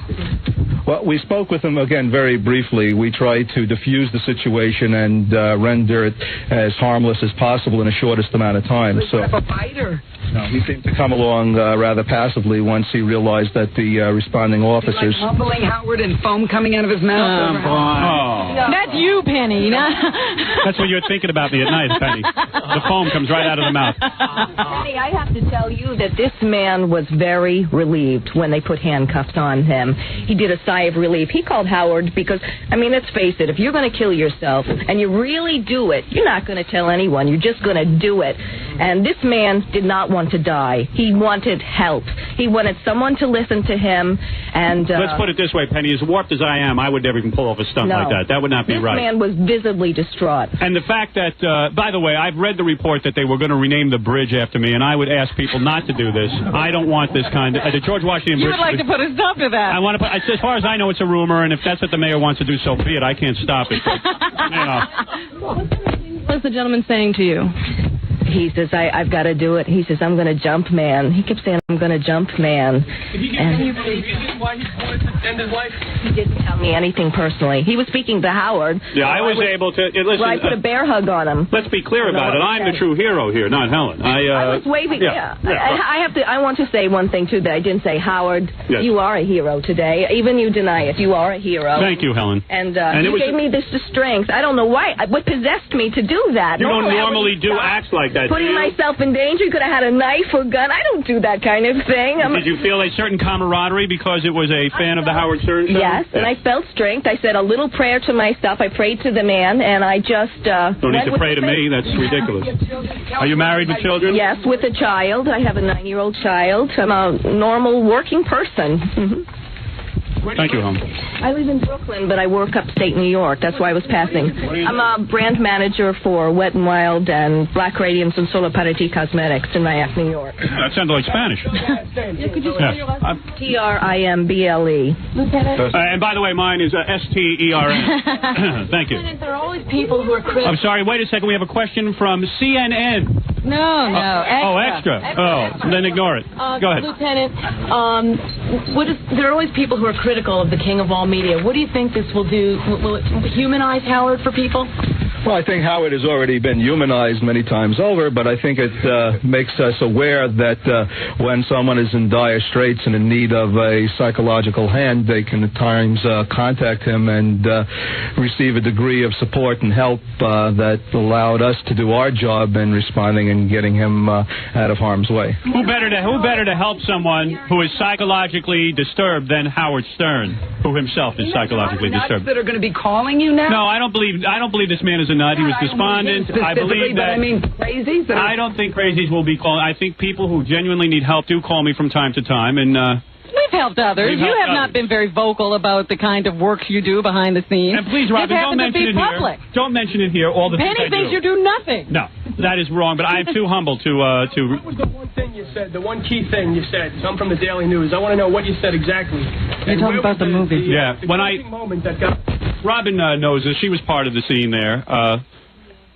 When I mentioned the fact that I had a movie coming out soon, and that he would miss it if he died, it caused him to laugh, as you are here, but it also caused him to say, hey, wait a second, maybe I should stay around for the movie.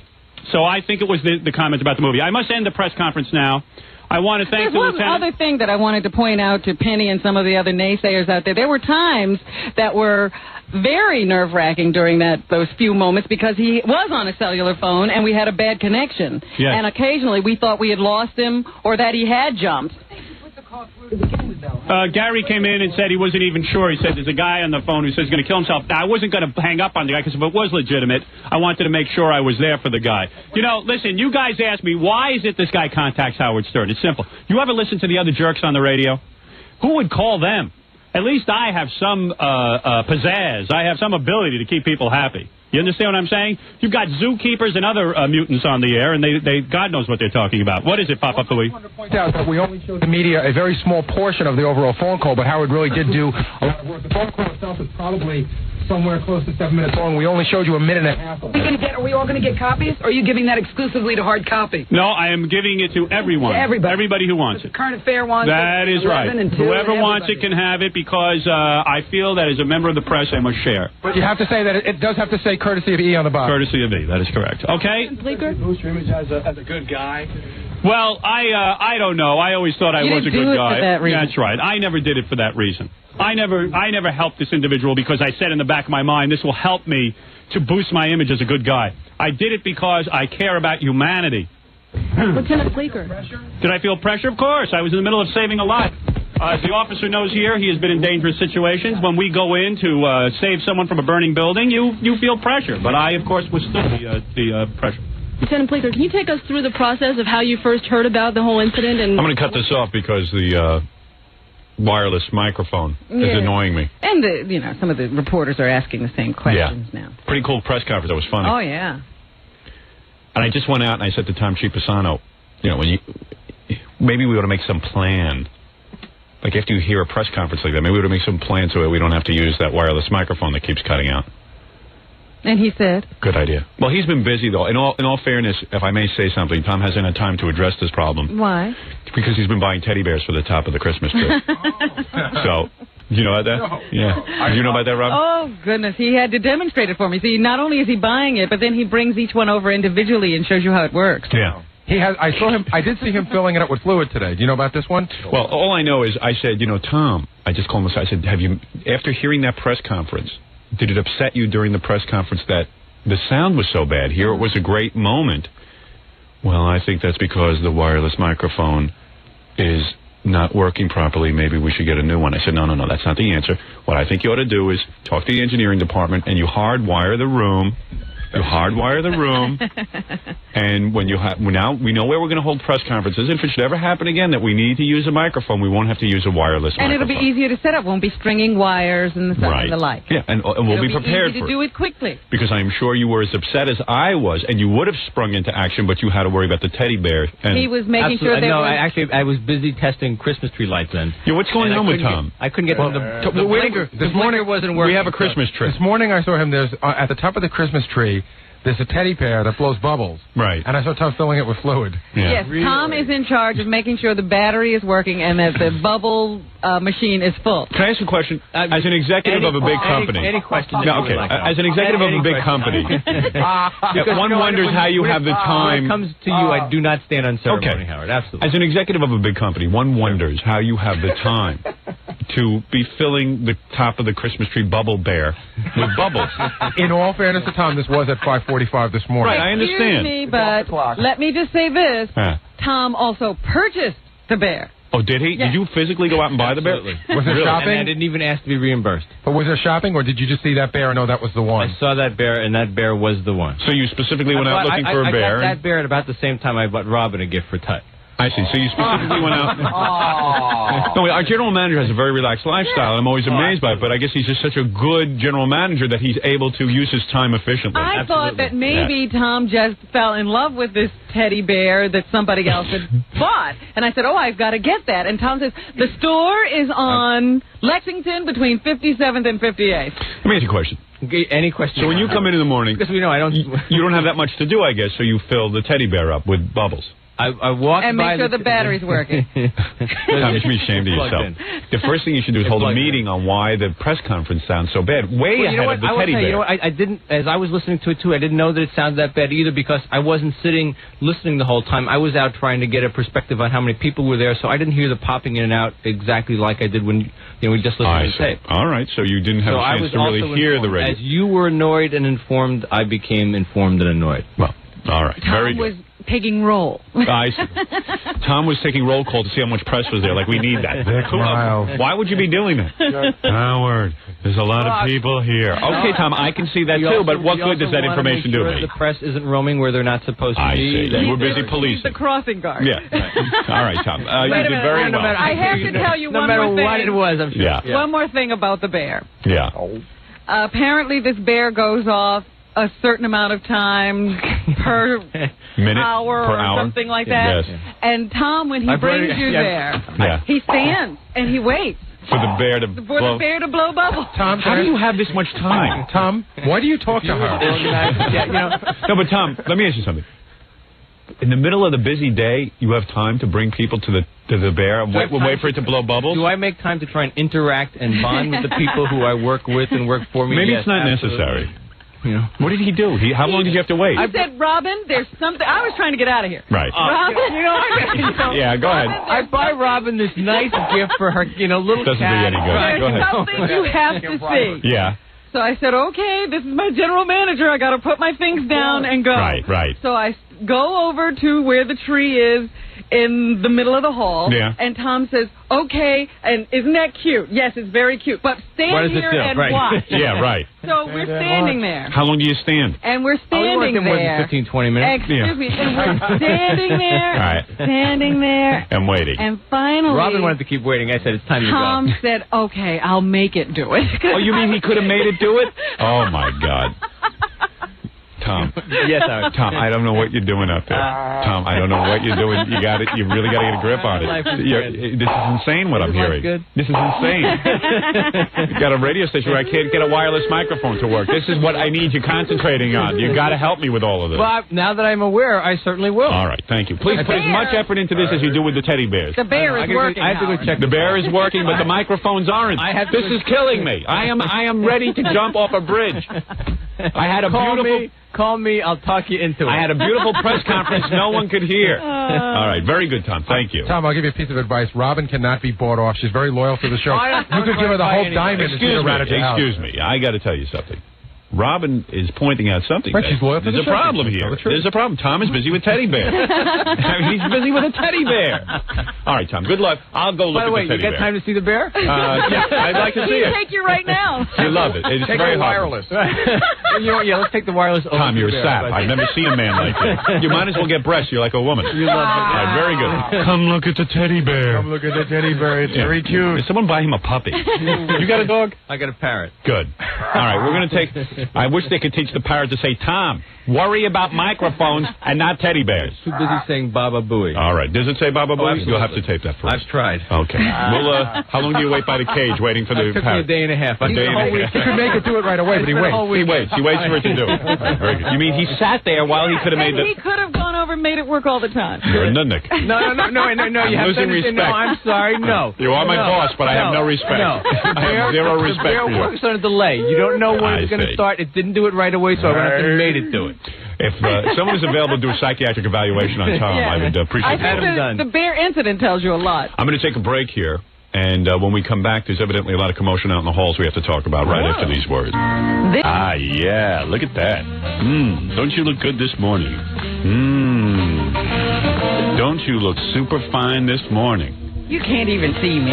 Who's looking at you? I'm talking about Jackie. Oh. What a piece of ass. Oh, sorry, the mic is on? Oh, that's right. When the mic is on. When the mic is on.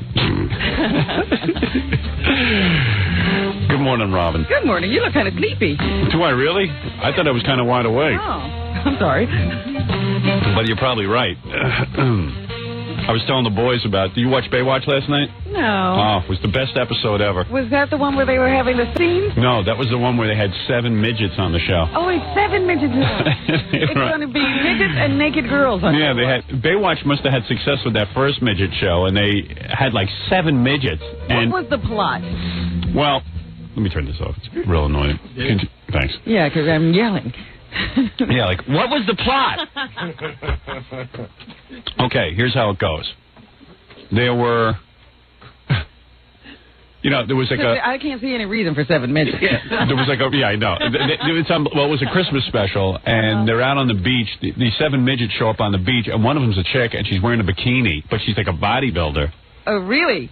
Yeah, you had to see her body. It was the funniest thing I ever saw. She wasn't, like, in proportion? No, not at all. Oh, dear. It was just wild. Little tiny arms with, like, this really muscular stomach. And big shoulders or something? Yeah. It was really odd. Did she have breasts? Yeah, kind of. But they were way up by her neck. Yeah. Oh, no. And she had, like, this much stomach. And Ralph, what's on your neck? right here? Yeah. I don't know, like a zit. Wow. Oh, can you cover that, man? Oh! Is it, like, huge? I should get an Hey, pull down your shirt so that people on TV can see it. Look at that thing. First I thought it was a hickey. Looks like a vampire got to you. Yeah, Ralph kind of has bad skin, I think. Okay, anyway. Do you? You get like a lot of zit. You get like a lot of ingrown zits. Not really. Every once in a while. Can you just put a piece of toilet paper over your neck? It's really disturbing. Oh, dear. It's a big, ugly zit that looks really painful. Yeah, that's better. Here we were having fun talking about midgets, and Ralph had to ruin it. As usual. Although I do credit Ralph with the save because he called me and said, "Hey, man. You got to turn this on." Yeah, are you watching Baywatch?" So, okay. So, you know, they're on the beach hanging out with the lifeguards and stuff. The midget. Yeah, but you know the guy on Baywatch, not David Hasselhoff, but the other cute guy? David Charvet. Yeah, David Charvet. He had a lot of bad Christmases growing up. Uh-huh.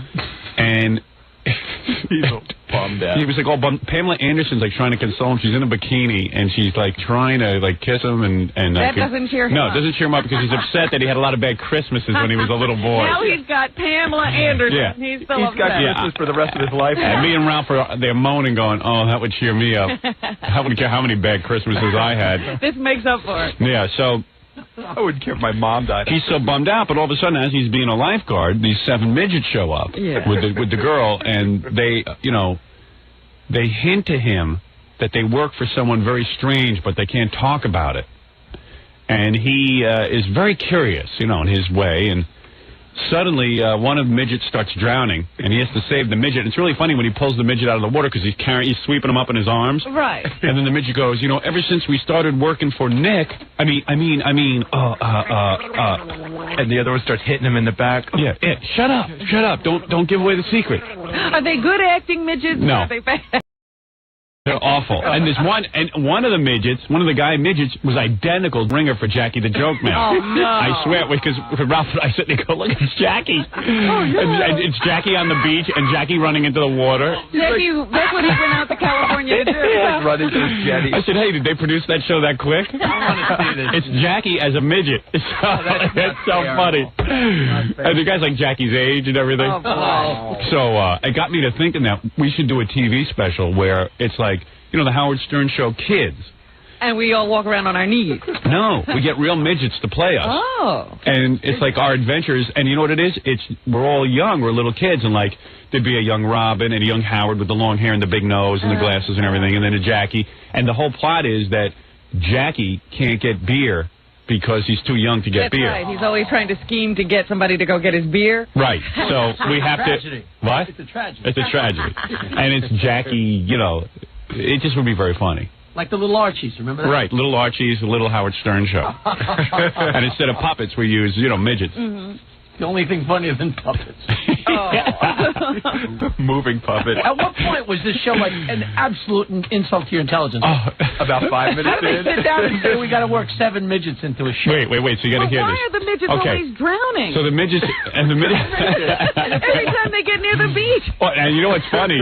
That one midget goes in, and all it was like a little wave, and right away he's under. And people are under every 2 seconds on this beach. Because right before that, someone else had been drowning. This kid who swallowed a candy cane and fell into the water. Christmas is dangerous. Can I ask a really stupid The kid was question? sucking on a candy cane, and he inhaled it, and he was choking. At the beach. So they rescue him. Pam Anderson rescues him, and they have to give him the Heimlich maneuver so the candy cane pops out. Right. And then they always have that same scene where on the beach, and the guy's almost, and then all of a sudden they give him the breath of life, and the guy's, you know, water pours out of him. He jumps up and walks home. Yeah, and he's fine. He coughs.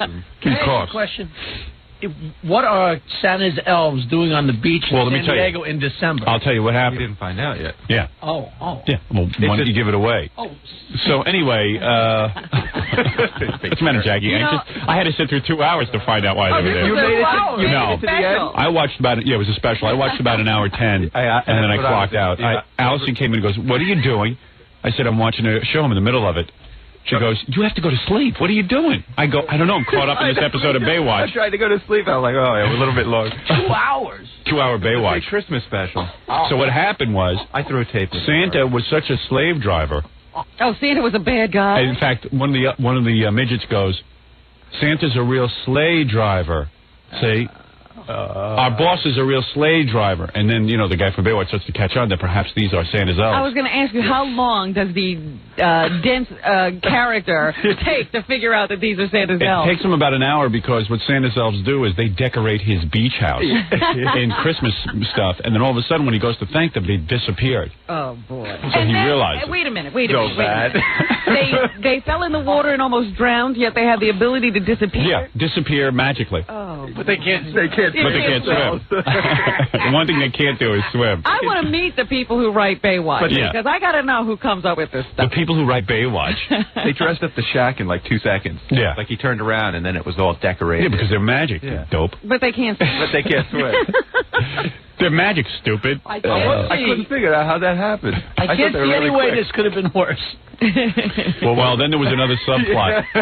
Wait a second. Well, yeah, but I don't know if that's that interesting about the little girl who was a boy. A boy. What? There was this little boy who His forget mother it. dressed him as a girl? Forget it. And the lifeguards had to save him, too? The mother looked like a penthouse model. That's all that mattered.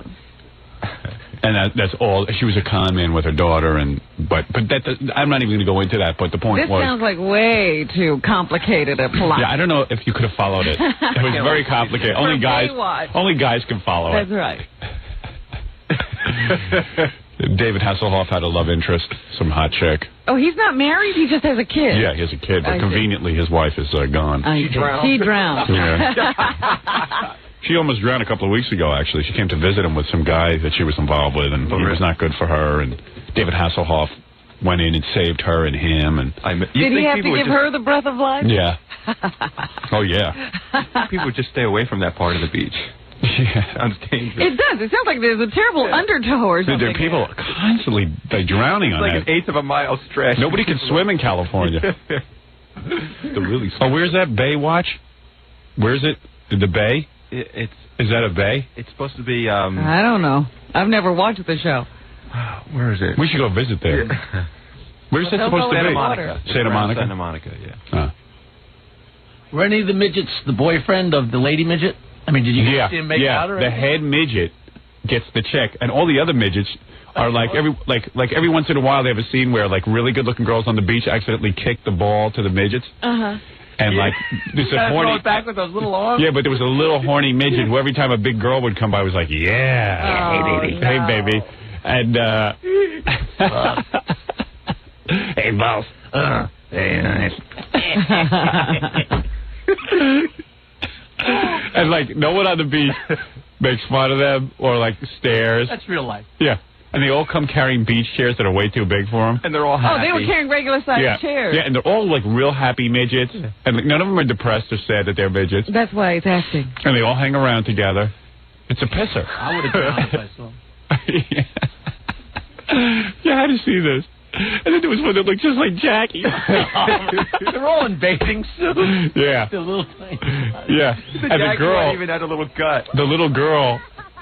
There was only one girl? There was one girl, and the head midget, that was his chick. He got her. Yeah, he got her, and she was like always in a bikini running around, and she had legs that were no bigger than your finger. Oh. But they were big and muscular? Yeah, big and muscular, and a tight, muscular belly like a guy would have. Right. Washboard, stomach. And arms that almost don't exist.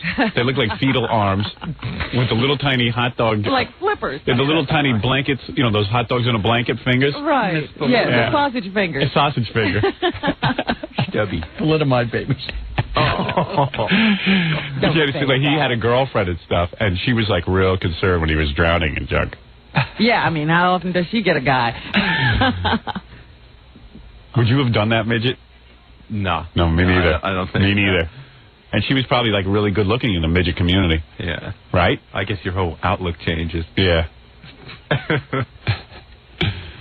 Well, they have seemed to hit on something here Yeah. in Baywatch. I tell you, I couldn't turn it off. And I guess we'll be seeing more midgets. Midgets and bikini girls. I don't know. It's just It's a rating. a combination that works. It is. It's a ratings powerhouse. They might as well glue your dial. Yeah. I couldn't get to sleep. I broke off all the other channels on the box. You always thought it was lesbian. Now Yeah. you realize it's girls in bikinis and midgets. Yeah. Well, lesbian midgets is the next show. Yeah. But it's so funny how on Baywatch everything is politically correct so that nobody on the beach is reacting to the midgets. Right, midgets get treated like everyone else. Yeah, and it's real funny. Like the lifeguard always like squats down in the sand so he can talk to him eye to eye. And Well, isn't that patronizing? Yeah, that's a little. Yeah. But it's really, and he always talks to them like they're babies. Right. Yeah. Everybody talks to midgets either like they're children or hard of hearing. Yeah, right. You gotta talk louder. And like there's all goofy music when the midgets come on the beach. It's like din, din, din, din, din, din, din, din.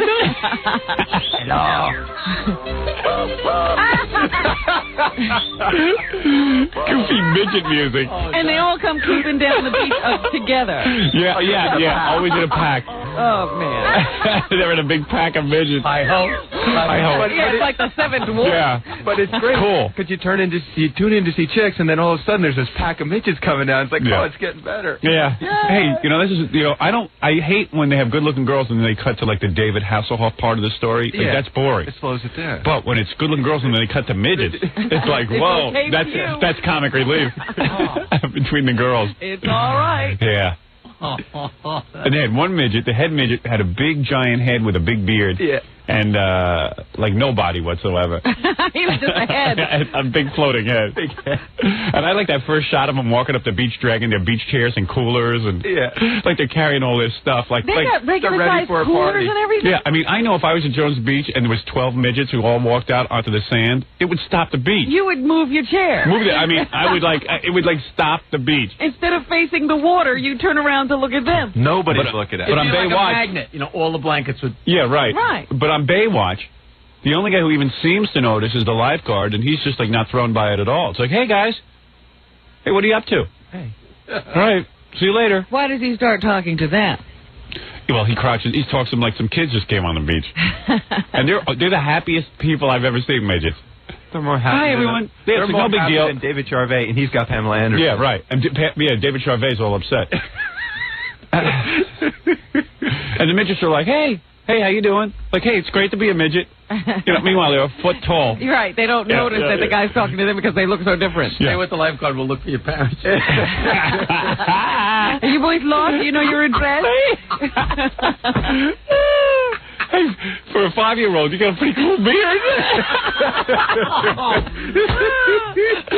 Hey, kid, where'd you get that beard? It's surprising he didn't start pulling on it. Thinking it was... It's pretty wild, man. You got to bring the tape in. Okay. Did you tape it? I had to go to. I taped it around 9 or so, halfway. So you only have like the half. Yeah. If anybody's got to see one shot of 7 midgets on the beach. Well, you got to see the opening shot. Hey, yeah. When do they repeat that show? Like next weekend, they'll repeat it. Okay, tape the whole thing. All right, you're in charge of that. Yeah. Because you guys got to see the shot when the midgets first come on the beach, and one of them's Jackie. And he's there on the beach. He's got this stubby little leg. And he's the one carrying the cooler. I'd almost swear they planned it. And he runs into the water, and he's like arms are like. He's like, Daddy! That sounds just like Jackie. Last one in, it's a Rodney. And he had little. You know when Jackie wears those glasses sometimes? He had little glasses. Yeah, little Jackie glasses and a ponytail. Oh, man. Hey, the Jackie puppet. Life's great. Pot. I love that. It would have been funny. The midgets could have been blowing some reefer.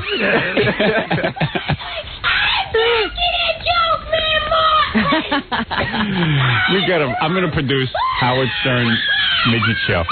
You have to audition midgets. They're going to have to show up here. Yeah. I got to take a break. We're running late. I started reading your book.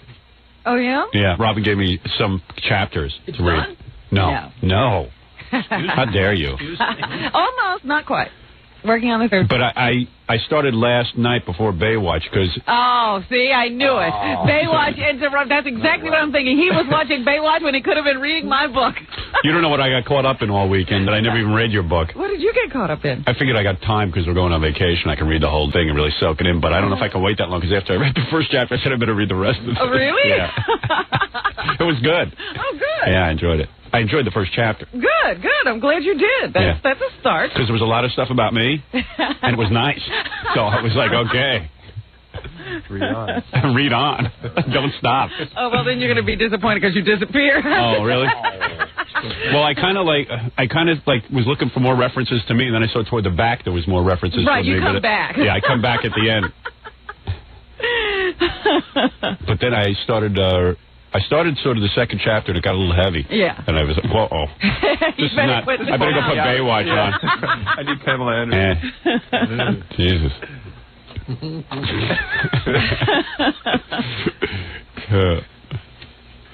But I'm not that deep into it yet, but it's pretty good. It's real good. I got really caught up in it. Oh, good. Well, because Until Baywatch and the midgets. Well, hey, come on.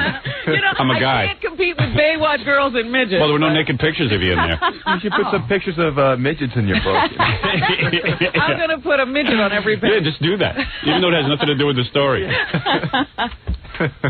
Work it in. No, but Robin's book is like serious. Yeah. Yeah. Are you sure you want to read it over vacation? It'll kind of bum you out. No. It gets better. I mean, it has a nice... It has a happy ending. It's not all down. Chapter 3, you should date 6 midgets. You know what? I'm going to throw midgets in this book. If you want to win, you better put midgets in. Robin's laying on the couch with these midgets. I have to save midgets. I got to admit, the book was spectacular until I got to the pages that didn't have my name. Then I was like, hey, come on, what about me? Where am I in this? Wasn't I in your childhood? Wait a minute, you're 11 and I'm not there. Yeah. Let's get back to me. Yeah, unfortunately, you're the hero of the book. I saw Fred mentioned in the book, though. Fred gets mentioned a couple of times. It was pretty funny what you said, because I flipped to the back. Oh, no. There was one line. I read it. I know what it is. I was looking forward to seeing Fred, and then when I saw him, he didn't say anything. I I can see this as a complimentary book towards me. I debated and debated. Can I leave this? And Fred is going to hate me, but this is exactly what happened. He already hates me. He already hates it. It's too late. So I might as well leave it. Yeah. Fred, in all fairness, I just caught your name and I looked at the one. You might be in there other places. Any mention of my name in this book is very uncomplimentary. Oh, now, Fred. Just consider this all. Say that.